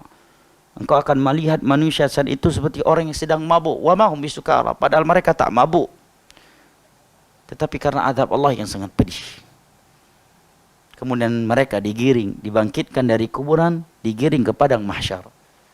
Digiring ke padang mahsyar. Allah Jalla wa'ala akan membangkitkan semua mereka dan mengumpulkan mereka di mahsyar. Mahsyar itu tempat yang terbuka. Tempat ya, yang luas. Tak ada satupun dari mereka yang terluput dari mahsyar. Allah Jalla wa'ala berfirman di dalam surat Al-Kahfi ayat 47. Wa hasyarnahum falam nughadir minhum ahada. Kami akan mengumpulkan mereka, menggiring mereka, tidak ada satupun dari mereka yang bisa lari. Baik yang matinya terbakar, mati jatuh pesawat. Jangan dikira berarti kalau mayatnya nggak dapat, jasad yang nggak dapat, kakinya nggak dapat, tulangnya pun tak dapat, berarti dia selamat dari alam kubur. Berarti dia nggak akan dibangkitkan oleh Allah. Tidak ada satupun dari mereka yang selamat dari mahsyar. Semuanya akan Allah bangkitkan dari alam kubur, Allah giring ke padang mahsyar. Dan Allah Jalla wa'ala juga berfirman dalam surat Maryam ayat 93 hingga 95. In kullu man fis samawati wal ardi illa atir rahmani 'abda laqad ahsahum wa 'addahum 'adda. Semua yang di langit dan bumi akan datang menghadap kepada Allah sebagai abda, sebagai seorang hamba, nabi, para rasul, pengikut mereka, raja-raja, raja yang soleh ataupun raja yang bengis, yang kafir, yang mukmin. Ketika di dunia dia seorang jenderal, walaupun bukan jenderal, ketika hari kiamat datang kepada Allah dengan satu status yang sama. Abda, sebagai seorang hamba. Wa ya'tihi yaumal qiyamati farda, seorang diri, tak ada yang menemaninya. Walaupun ketika di dunia dia punya pasukan tentara elit yang selalu mengawalnya, yang selalu memberikan pengamanan untuknya. Di hari kiamat datang kepada Allah sebagai seorang hamba dan seorang diri. Dan semua mereka terhitung oleh Allah Jalla wa'ala. Bahkan di dalam hadis yang diriwayatkan oleh Al-Imam Al-Bukhari dan Muslim dari Sahal bin Sa'ad radhiyallahu an, Nabi mengatakan yuhsyarun nasu yaumal qiyamah ala ardin bayda afra ka qursatin naqi laisa fiha alamun li ahad. Manusia itu akan digiring, dikumpulkan oleh Allah pada hari kiamat di suatu tanah, suatu bumi yang terhampar, yang luas, ya, la irtifa' wala inkhifad, ya. Itu arti afra'a ka qursatin naqi, yang tanahnya itu terhampar, datar. Tidak ada yang lebih tinggi dan tidak ada yang lebih bawah. Nah, tidak ada gunung, ya, tidak ada bebatuan, tidak ada tempat tinggal, ya, tidak ada bangunan dan tidak ada tanda apapun. Itu mahsyar. Nah, dan di dalam hadis yang diriwayatkan oleh Al-Imam Al-Bukhari dari Abdullah bin Abbas, Nabi menyebutkan kegentingan dan ngerinya padang mahsyar. Nabi mengatakan, innakum tuhsyaruna hufatan uratan ghurla. Kalian akan dibangkitkan, digiring dan dikumpulkan di padang mahsyar dalam keadaan tidak beralas kaki, tidak disunat dan tidak berpakaian sehelai benang pun. Kemudian Nabi membacakan ayat ke-104 dari surat Al-Anbiya. Kama bada'na awwala khalqin nu'iduh wa'dan 'alaina in kunna fa'ilin. Dan padang mahsyar sesuatu yang sangat genting dan mengerikan, jamaah. Di dalam hadis yang diriwayatkan oleh Al-Imam Bukhari dan Muslim dari Aisyah radhiyallahu anha, perhatikan sabda Nabi berikut ini. Nabi mengatakan yuhsyarun nas yaumal qiyamah hufatan uratan ghurla. Ketika Nabi mengatakan manusia pada hari kiamat akan dibangkitkan dan digiring ke padang mahsyar dalam keadaan tidak beralas kaki, belum dikhitan dan tidak berpakaian sehelai benang pun, Aisyah melemparkan pertanyaan yang manusiawi. Ibunda kita Aisyah mengatakan, ya Rasulullah, ar-rijalu wan nisa jami'an yanzuru ba'dhum ila ba'd. Apakah mereka dikumpulkan sesama wanita-wanita, sesama laki-laki, lelaki sama-sama wanita? Apakah tidak membuat sebagian mereka nanti melihat kepada aurat yang lainnya? Apa jawaban Nabi? Ya Aisyah, al-amru asyaddu min dhalik. Wahai Aisyah, padang mahsyar itu sangat genting dari itu semuanya. Mereka tak lagi mengingat hal yang seperti itu. Walaupun di depannya ada wanita yang tak berpakaian sehelai benang pun, si wanita juga demikian. Di depannya ada seorang laki-laki yang tak berpakaian sehelai benang pun, dia tidak menoleh itu. Tidak terpikirkan lagi hal-hal yang seperti untuknya. Kenapa? Al-amru asyaddu min dhalik. Padang mahsyar itu lebih genting, lebih mengerikan dari itu semuanya. Bayangkan jamaah yang dimuliakan Allah. Allah katakan, yauma yafirul mar'u min akhi wa ummihi wa abih wa sahibatihi wa bani likulli imri'in minhum yauma idzin sya'nu yughni. Dahsyatnya tsunami seperti terjadi di Aceh. Tsunami udah terlihat, sebagian orang masih ingat ibunya. Mana ibu saya? Dia udah pergi jauh, ingat ibunya masih di rumah, masih balik dia ke rumah walaupun air tsunami sudah terlihat. Masih ingat dia sama ibunya, sama bapaknya. Padang mahsyar enggak? Allah katakan, yauma yafirul mar'u min akhi. Lari dari saudaranya, wa ummihi wa abi, dari ibunya, dari ayahnya, dari anaknya dan dari istrinya. Semua mereka tersibukkan dengan urusan yang masing-masing. Bahkan seandainya ada tawaran, paham? Sama artinya. Seandainya ada tawaran, Anda boleh selamat dari neraka, tapi syaratnya pengganti Anda, ibu Anda, ayah Anda, anak, istri, saudara, dan seluruh orang-orang yang Anda cintai. Boleh? Setuju? Semua orang setuju. Bakar saja ibu saya, bakar saja ayah kami, anak kami, istri kami. Yang penting saya selamat dari neraka.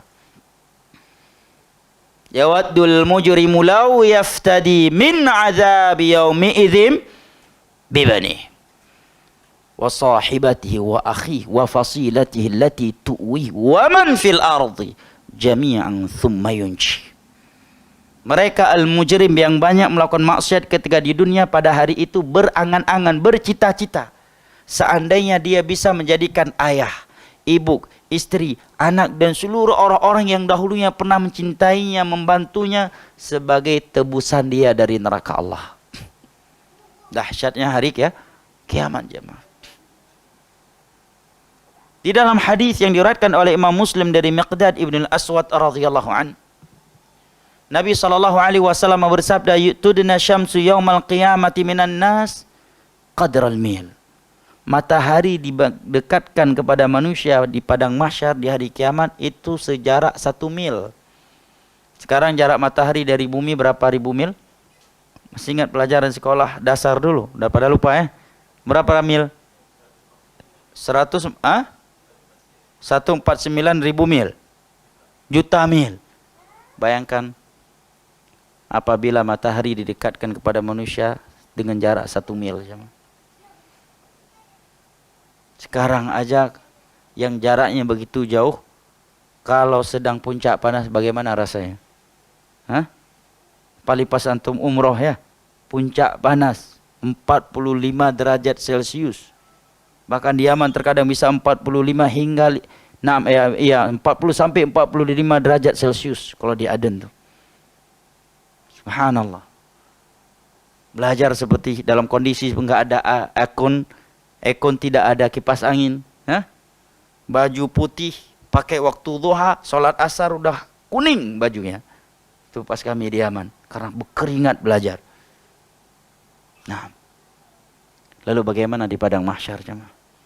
Sehingga Nabi katakan fayakunun nas fil araq biqadri a'malihim. Manusia berkeringat sama ya bahasanya. Di hari itu sekadar dosa yang mereka lakukan. Ada yang keringatnya sudah sampai ke mata kakinya. Ada yang sudah sampai ke betisnya, ada yang sudah sampai ke lututnya, ada yang sudah sampai ke pinggangnya. Wa minhum man yuljimul araqu iljama. Dan ada juga di antara mereka yang sudah tenggelam dengan keringatnya karena banyaknya maksiat yang dia lakukan ketika di dunia. Bayangkan di hari itu Nabi menyebutkan dalam hadis yang diriwayatkan oleh Imam Muslim dari Abu Hurairah radhiyallahu an, manusia datang kepada Nabi Adam agar Nabi Adam meminta kepada Allah untuk menyegerakan hisab mereka. Bukan karena mereka sudah siap untuk mendapatkan putusan anda dan neraka, tapi karena genting dan dahsyatnya padang mahsyar sampai-sampai mereka meminta agar Allah menyegerakan hisab mereka. Bayangkan tuh. Maka di padang mahsyar sebagian manusia ada yang diberikan oleh Allah kesempatan untuk masuk ke dalam telaga Nabi, meminum air di dalamnya. Barang siapa yang meminumnya tidak akan pernah haus selama-lamanya. Itu di padang mahsyar. Arasat yaumul qiyamah, di kondisi-kondisi yang genting pada hari kiamat. Bahkan sebagian mereka yang lainnya tidak kepanasan karena naungan yang Allah berikan untuk mereka. Sebutkan dalam hadis yang diriwayatkan oleh Imam Al-Bukhari dan Muslim, yang dengannya kita tutupi dan kita akhiri majelis ini. Nabi SAW bersabda, "Sab'atun yudhilluhumullahu yawma la dhilla illa dhilluh. Al-imamul adil, wa syabun nasya fi ibadati rabbih, wa rajulun qalbu mu'allaqun bil masajid, wa rajulani tahabba fillah ijtama'a alayhi wa iftaraqa alayhi, wa rajulun da'atu imra'atun dhatu mansibin wa jamalin faqala inni akhafu Allah. ورجل تصدق بصدقة فأخفاها حتى لا تعلم شماله ما تنفق يمينه ورجل ذكر الله خاليا ففاضت عيناه." Ada 7 golongan yang akan dinaungi oleh Allah pada hari kiamat. Pada hari yang tiada naungan kecuali hanya naungannya. Yang pertama, pemimpin yang adil. Yang kedua, seorang pemuda di masa mudanya dia sudah beribadah kepada Allah. Bersyukur antum. cepat hijrah. Ya, jangan justru sedih kenapa terlalu sangat cepat sangat nih hijrah. Ya, cepat sangat tahu ini haram, itu haram, belum lagi merasakannya, ya. Belum lagi melakukannya udah tahu itu haram. Sebagai pemuda kan begitu. Ya. Kenapalah terlalu tahu cepat, cepat sangat tahu ini haram, itu haram. Kawan saya walaupun dia udah hijrah tapi udah pernah lah berulang kali ke disko dia dulu sebelum hijrah. Ana sebelum hijrah belum pernah, sekarang udah hijrah, udah tahu haramnya, belum pernah tahu bagaimana rasanya, penasaran. Itu sebagian pemuda. Ini namanya tidak bersyukur. Ini namanya kufur nih, nikmat. Mestinya dia bersyukur. Nabi katakan syabun nasya fi ibadati rabbih. Si masa mudanya sudah terbiasa beribadah kepada Allah, akan dapat naungan di hari kiamat. Dalam hadis yang lain Nabi katakan ajiballahu min syabin laisat lahu sabwah. Allah kagum kepada seorang pemuda yang mana? Yang gamer? Bukan. Ya. Yang pandai dalam urusan dunia? La. Laisat lahu sabwah. Seorang pemuda yang di masa mudanya sudah bisa melawan hawa nafsunya, mengontrol hawa nafsunya. Yang ketiga Nabi katakan rajulun qalbuhu mu'allaqun bil masajid. Seorang hamba yang hatinya selalu terikat dengan rumah Allah. Yang berikutnya adalah dua orang hamba Allah yang saling cinta mencintai di antara mereka karena Allah. Mereka berkumpul karena Allah dan mereka berpisah karena Allah. Yang berikutnya Nabi katakan adalah seorang pemuda, seorang laki-laki yang dirayu, digoda oleh seorang wanita yang cantik rupawan dan memiliki kedudukan, tetapi dia mengatakan aku takut kepada Allah. Dia pun meninggalkannya. Yang keenam adalah seorang yang gemar bersedekah. Bersedekah dengan ikhlas. Sehingga Nabi ibaratkan apa yang disedekahkan oleh tangan kanannya tidak diketahui oleh tangan kirinya. Dan yang ketujuh adalah rajulun dzakarallaha khalian fafadat aina. Seorang hamba yang menyendiri, berkhalwat dengan Allah, mengingat Allah, beribadah kepada Allah, baik itu salat tahajud, berdoa, istighfar, ya, berdoa dengan Allah, kemudian berlinang air matanya. Mengingat dosa-dosa yang pernah dia lakukan, mengingat betapa ingkarnya dia kepada Allah, mengingat betapa kufurnya kepada Allah, pada nikmat Allah tidak pernah berhenti turun untuknya. Dan di dalam sana ada beberapa hadis lain yang menyebutkan beberapa golongan lain yang juga mendapatkan naungan Allah pada hari kiamat yang tidak disebutkan oleh Nabi di dalam hadis ini. Namun karena waktu yang membatasi kita jamaah dimulakan Allah, kiranya ini yang dapat kita bahas, dan rupanya kajian sampai jam 9 bersama pertanyaannya. Ini udah sampai jam 9 kan?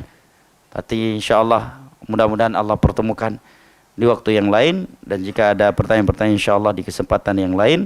Wallahu ta'ala alam bisawab. Mudah-mudahan bermanfaat. Barakallahu fikum. Subhanakallahumma wa bihamdik. Asyhadu an la ilaha illa anta astaghfiruka wa atubu ilaik. Wa sallallahu ala nabiyyina Muhammad wa ala alihi wa sahbihi wa sallam. Wa akhiru da'wana anil hamdulillahi rabbil alamin. Wassalamualaikum warahmatullahi wabarakatuh. Alhamdulillah, selesai kuliah kita. Kita ada 15 minit untuk sesi soal jawab. Cumanya tadi kita dengar bunyi air macam air terjun. Nabi pesan kalau ambil wuduk jangan bazir air, tuan-tuan. Jadi kalau boleh kecilkan air. Memang pilih tu maksimum, tapi tak perlu sampai macam tu. Kalau ustaz belajar di Yaman, nanti ustaz boleh demonstrate wuduk pakai cawan je, secawan air je. Kalau boleh jangan buka macam tu lah. Kalau kita wuduk, kita ikut sunnah Nabi, kita tak bazirkan air. Macam tu lah. Dan yang kedua, yang bawa anak-anak, tolong kawal lah. Kita raikan anak-anak, tapi tolong kawal anak-anak. Tolong kawal.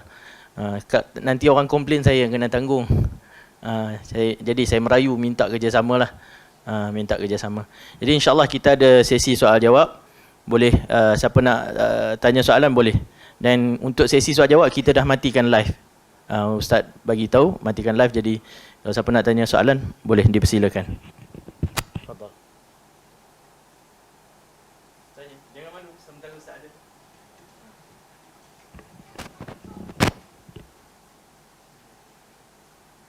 Tak perlu bangun, duduk boleh.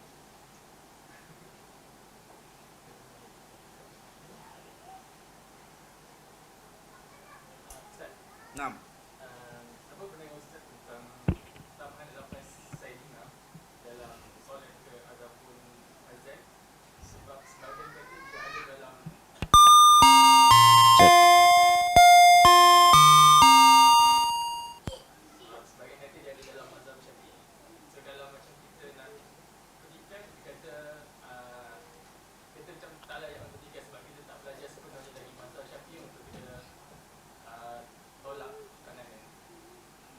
Baik, Masya Allah.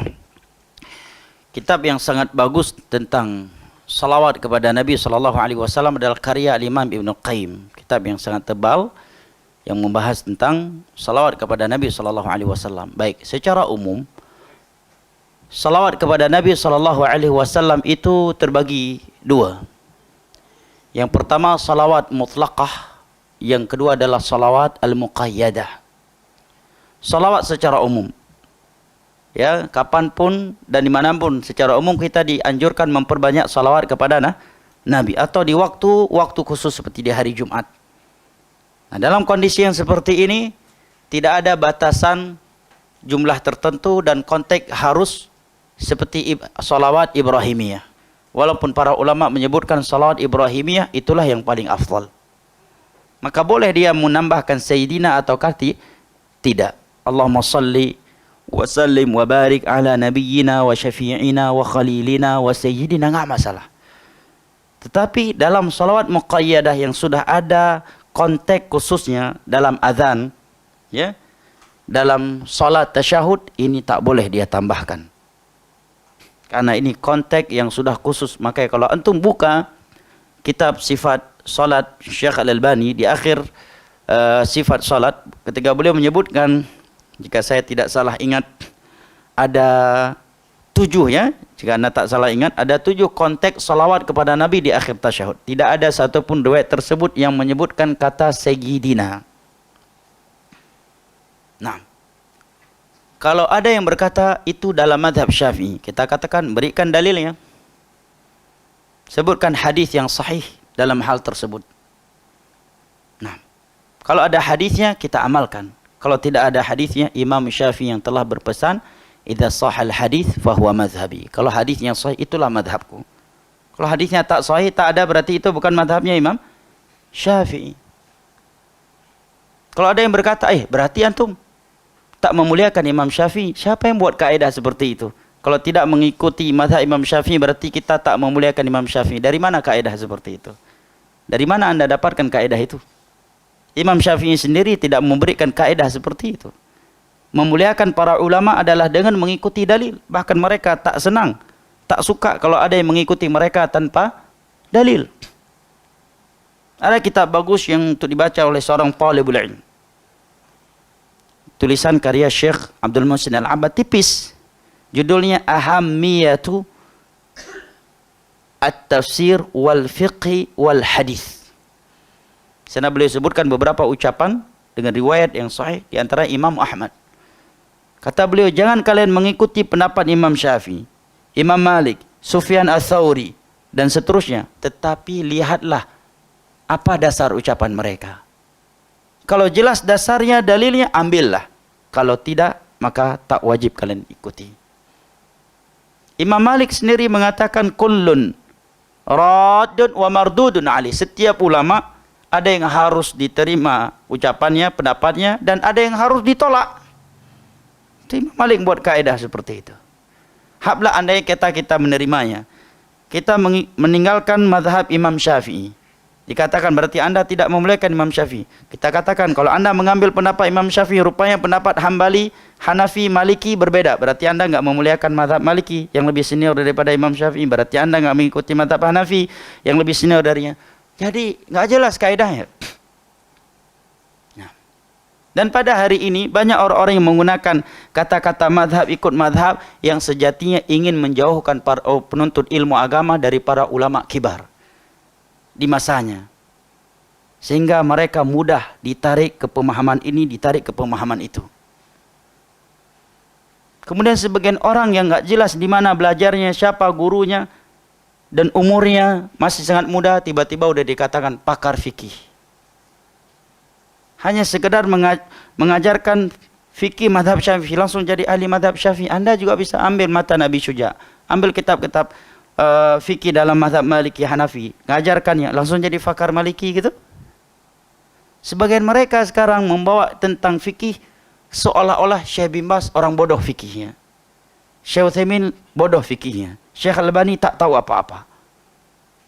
Ya ikhwan, kita lebih yakin bahawa Syekh Albani, Syekh Utsaimin, Syekh bin Baz, ulama-ulama kibar Ahlussunnah wal Jamaah lainnya, mereka lebih paham tentang mazhab daripada kita. Nah, dan buktikan bahawa kita menyelisihi mazhab tanpa alasan syar'i, dan itu bukan taklid. Taklid itu definisinya adalah ittiba'u man laisa bihujjah bighairi hujjah, mengikuti seseorang yang dia bukan hujjah dalam Islam. Hujjah dalam Islam apa? Al-Quran dan hadis yang sahih dengan pemahaman para salaf. Cabang dari itu adalah qiyas dan ijma'. Itu prinsip. Taklid itu adalah mengikuti seseorang yang bukan hujjah dalam Islam tanpa hujjah. Kalau dengan hujjah, maka itu bukan taklid. Nah, barang siapa yang mengatakan boleh menambahkan sayyidina dalam azan dan tasyahud, sebutkan dalilnya. Ya. Ada 7 konteks salawat kepada Nabi dalam tasyahud, datang dari sekian sahabat Nabi. Tidak ada satupun dari mereka, kata Syekh Albani, yang menyebutkan kata sayyidina. Dan konteks zikir itu enggak boleh diubah-ubah. Contohnya dalam Sahih Bukhari dari Bara' bin Azib radhiyallahu an. Nabi pernah bersabda kepada Bara' bin Azib, "Idza awaita ila firashika fatawadda wudu'aka lis-shalah. Thumma qul Allahumma aslamtu nafsi ilaika wajjahtu wajhi ilaika wa fawwadtu amri ilaika wajjahtu dhahri ilaika la malja wa la manja illa ilaik amantu bi kitabil ladzi anzalt wa nabiyyika alladzi arsalt."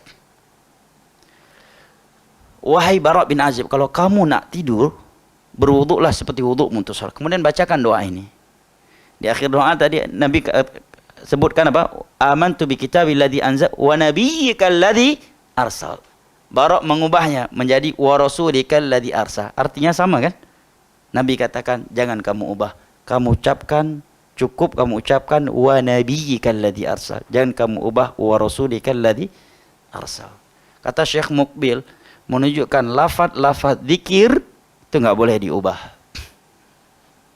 Zikir-zikir yang konteksnya sudah datang khusus dari Nabi. Kalau bisa dirubah, hancur yang subhana rabbil a'la, ubah aja subhana rabbiyar rahman, kan nama Allah juga ar-rahman, ya kan? Allahu akbar, berubah aja Allahu a'zam, ya kan? Allahu a'lam, kan nama Allah juga, sifat Allah juga. Nah, maka barang siapa yang mengatakan boleh menambahkan sayyidina, datangkan dalilnya. Kalau alasannya mazhab Syafi'i, pastikan dulu. Karena hari ini banyak orang dikit-dikit ngomong ini mazhab Imam Syafi'i. Padahal itu bukan pendapatnya Imam Syafi'i. Ingat, kata ini mazhab Syafi'i itu terkadang dimaksud adalah pendapatnya ulama-ulama yang muktabar dalam mazhab Syafi'i. Walaupun itu pendapatnya Imam Syafi'i. Sebagaimana kalau ada yang penyebutan ini al-mazhab Hambali, belum tentu itu pendapatnya Imam Ahmad. Karena terkadang al-mazhab Syafi'i dimaksud dengannya, kalau enggak salah ada 7 maksud. Ada 7 maksud dari kata al-mazhab Syafi'i. Demikian juga al-mazhab al-Hambali. Contoh banyak hal yang dinisbatkan kepada Imam Syafi'i yang itu bukan mazhabnya Imam Syafi'i. Ada sebuah kitab bagus untuk S3 doktor dari seorang Madinah, saya lupa di Yaman saya melihatnya. Judulnya adalah hal-hal yang dinisbatkan kepada Imam Syafi'i dan itu bukan mazhabnya Imam Syafi'i, tapi mazhabnya ulama Syafi'iyah yang datang belakangan setelah beliau. Yang pertama apa kira-kira? Yang paling mudah kita contohkan, dan itu masalah sangat prinsip fundamental dalam agama kita, keberadaan Allah. Allah di atas langit, beristiwa di atas arsy. Itu akidah para sahabat, para tabi'in, tabi'ut tabi'in, 4 imam mazhab. Imam Zahabi menegaskannya, seorang ulama Syafi'i, dalam kitabnya Al-Ulu. Juga para ulama lainnya, 4 imam mazhab sepakat dengan akidah itu. Allah istawa alal arsy. Hari ini yang mengaku Imam Syafi'i, kenapa dalam bab akidah enggak ikut Imam Syafi'i? Nah, ya kan? Contohnya pelafatan niat. Itu bukan pendapatnya Imam Syafi'i. Itu pendapatnya sebagian ulama Syafi'iyah. Itu pun ulama Syafi'i yang belakangan, bukan mereka yang langsung bertemu dengan Imam Syafi'i. Yang bertemu langsung Imam Syafi'i seperti Imam Al-Muzani. Tidak. Yang pertama kali berpendapat dengan pendapat tersebut adalah Abu Abdillah Az-Zubairi. Kata Imam Nawawi dalam Al-Majmu' Syarhul Muhadzab, dia memahami ucapan Imam Syafi'i, adapun salat fala budda minan nutqi biha, harus dia ucapkan. Maksud Imam Syafi'i adalah takbiratul ihram. Sebagaimana bagi yang ihram wajib mengucapkan labbaik Allahumma umrah. Beliau memahami mengiranya adalah niat. Yang berpendapat talaffuz biniat ulama Syafi'iyah. Tidak ada satupun dari 4 imam mazhab yang berpendapat lafaz niat itu sesuatu yang disunnahkan. Syekhul Islam Ibn Taimiyah menegaskan hal itu. Ibnu Qayyim juga menegaskan hal itu. Apakah Imam Ibnu Qayyim dusta? Dalam kitab dia Zadul Ma'ad, beliau menegaskan pelafatan niat tidak ditunjuk oleh dalil dari Al-Quran, tidak setengah hadis pun, tidak ada dari para sahabat Nabi, para tabi'in, tabi'ut tabi'in, dan 4 imam mazhab sekalipun, kata Imam Ibnu Qayyim.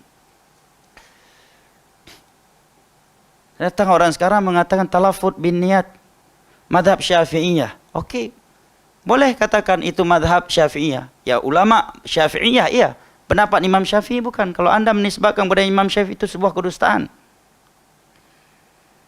Nah, itu sebuah kedustaan. Dan kalau alasannya boleh melakukan karena ada mazhabnya, Imam Ibnu Hazm berpendapat halalnya musik. Pada musik haram menurut Al-Quran dan hadis, kesepakatan sahabat, tabi'in, tabi'un tabi'in, dan 4 imam mazhab. Bahkan beliau juga berpendapat boleh kalau nazar mau nak nikah dari ujung kaki sampai ujung rambut wanita, tak apa-apa dilihat karena tujuannya nak nikah, nak kahwin sama dia, tak apa-apa. Apakah boleh diambil? Imam Abu Hanifah berpendapat wanita nikah tanpa wali sah. Boleh dong berarti wanita sekarang nikah tanpa wali? Kalau ada yang bilang, oh enggak boleh, karena Nabi mengatakan la nikah illa biwali, tak ada perkawinan, pernikahan tanpa wali. Berarti anda tak memuliakan Imam Abu Hanifah. Kacau jadinya. Kok dulu awal-awal hijrah cerdas, beragama ikut dalil, udah lama hijrah kok jadi mundur ke belakang lagi? Ikut madhab bukan ikut dalil. Kan jadi mundur lagi ini kepada sebelum hijrah. Itulah syubhat. Kita enggak mengingkari belajar fikih ikut mazhab, bagus, ya. Sebagaimana para ulama juga menyebutkan ikut belajar fikih secara mujarrad juga bagus. Namun juga pertanyaan buat sebagian orang yang terkadang terlihat sok ahli mazhab, ya. Apakah kita yang datang belakangan ini lebih paham tentang mazhab daripada Ibnu Taimiyah, Ibnu Qayyim, Imam Az-Zahabi, Ibnu Katsir, Ibnu Rajab, Syekh Shalih Al-Fauzan yang masih hidup hari ini, Syekh Abdul Muhsin Al-Abbad, sudah hampir 100 tahun umurnya mengajar dalam Masjid Nabawi, Syekh Albani, Syekh Utsaimin yang ahli fikih, ya. Dan walillahil hamd, dakwah sunnah tidak pernah meninggalkan 4 imam mazhab. Coba tunjukkan sebagian orang yang sedang belajar fikih mazhab, coba tunjukkan satu saja pendapat ulama sekarang yang kita ikuti dan enggak ada ulama dahulu di atasnya. Coba sebutkan. Mana? Baik dalam bab fikih. Mana ada sebuah pendapat Syekh Utsaimin yang kita ikuti yang enggak ada ulama mazhab sebelumnya di atas pendapat itu? Coba sebutkan. Jangan bermain lidah, jangan bersilat lidah, bermain di kata-kata. Coba sebutkan sebuah pendapat Syekh Albani yang tidak ada salafnya. Coba buktikan pendapat Syekh Bin Baz yang tidak ada salafnya. Buktikan. Buat survei. Ini loh dapat Imam Syekh Bin Baz yang kalian ikuti dan enggak ada ulama salaf di atasnya. Coba buktikan. Masalah apa? Akidah, fikih. Dalam fikih dalam masalah apa? Nah. Dan apakah seorang sekedar belajar matan Abi Syuja' udah langsung jadi fakar fikih Syafi'i? Dengan belajar Bajuri atau kitab langsung jadi Syafi'i? Banyak orang yang belajar fikih Hambali tapi enggak jadi ahli fikih Hambali dia. Dia belajar, ya, Muqni, enggak langsung jadi ahli fikih Hambali. Ada orang, sebagai orang baru belajar matan Nabi Syuja', pakar fikih Syafi'i. Enggak ketahui di mana dia belajar fikih Syafi'iyah. Kemudian kaedah berikutnya jamaah, kalau dalam masalah akidah saja sebagian orang bermain-main, apalagi dalam masalah fikih, ambil tuh kaedah.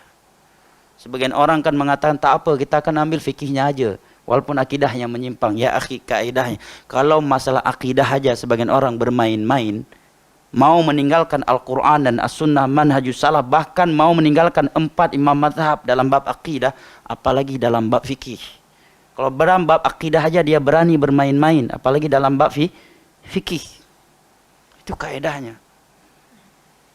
Dan ingat, agama kita adalah darah daging kita. Jangan main-main dengan agama. Masalah agama adalah masalah surga dan neraka. Masalah agama adalah masalah husnul khotimah dan su'ul khotimah. Anda yakin dengan suatu pendapat ada dalilnya, bismillah, ikuti. Walaupun seluruh orang menyelisih Anda. Kalau Anda yakin, silahkan. Tapi kalau Anda ragu-ragu, ya, nggak yakin itu benar, minta pertolongan kepada Allah. Berdoa kepada Allah. Allah mahdini lima ikhtulifa fihi minal haq. Ya Allah, berikan hidayah kepadaku untuk mendapatkan kebenaran dalam perselisihan yang terjadi di antara manusia. Dan walillahilham, kitab-kitab Imam Syafi'i dipelajari. Ya. Bahkan kitab-kitab akidah Imam Syafi'i juga dipelajari. Sebagian orang aneh, fikih Syafi'i dipelajari. Itu pun perlu dikaji lagi. Sebagiannya fikih yang memang itu fikih Syafi'i, tetapi bukan pendapat Imam Syafi'i. Karena kalimat al-madhab Syafi'i ada 7 maksud dari kata itu, ya. Fikih Syafi'i dia pelajari, akidah Syafi'i tak dia pelajari. Terus mengatakan kita ikut Syafi'i, berarti apa maksudnya? Kan main ini namanya. Ya. Imam Syafi'i berpendapat sir, zikir setelah salat. Yang berpendapat jahar itu Hambali. Mereka ambil pendapat yang jahar dengan mengatakan ulama khilaf kok. Lah katanya Syafi'i. Syafi'i juz surit kitab al-um. Beliau mengatakan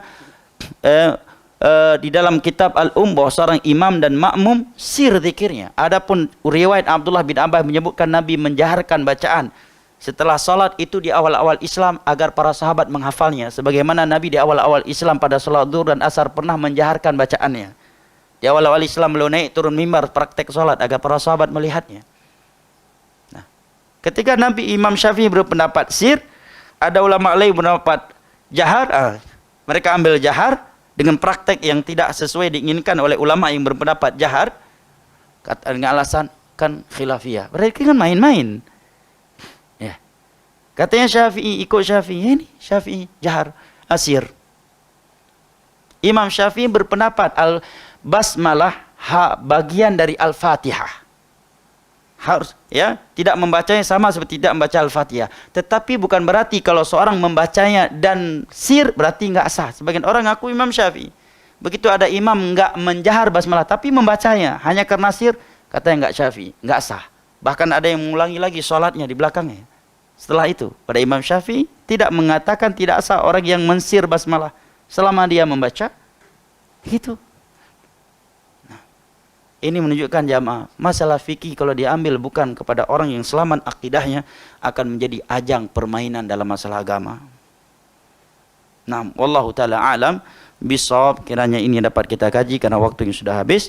Kita cukupkan sampai di sini. Subhanakallahumma wa bihamdik asyhadu an la ilaha illa anta astaghfiruka wa atubu ilaik. Wassalamualaikum warahmatullahi wabarakatuh.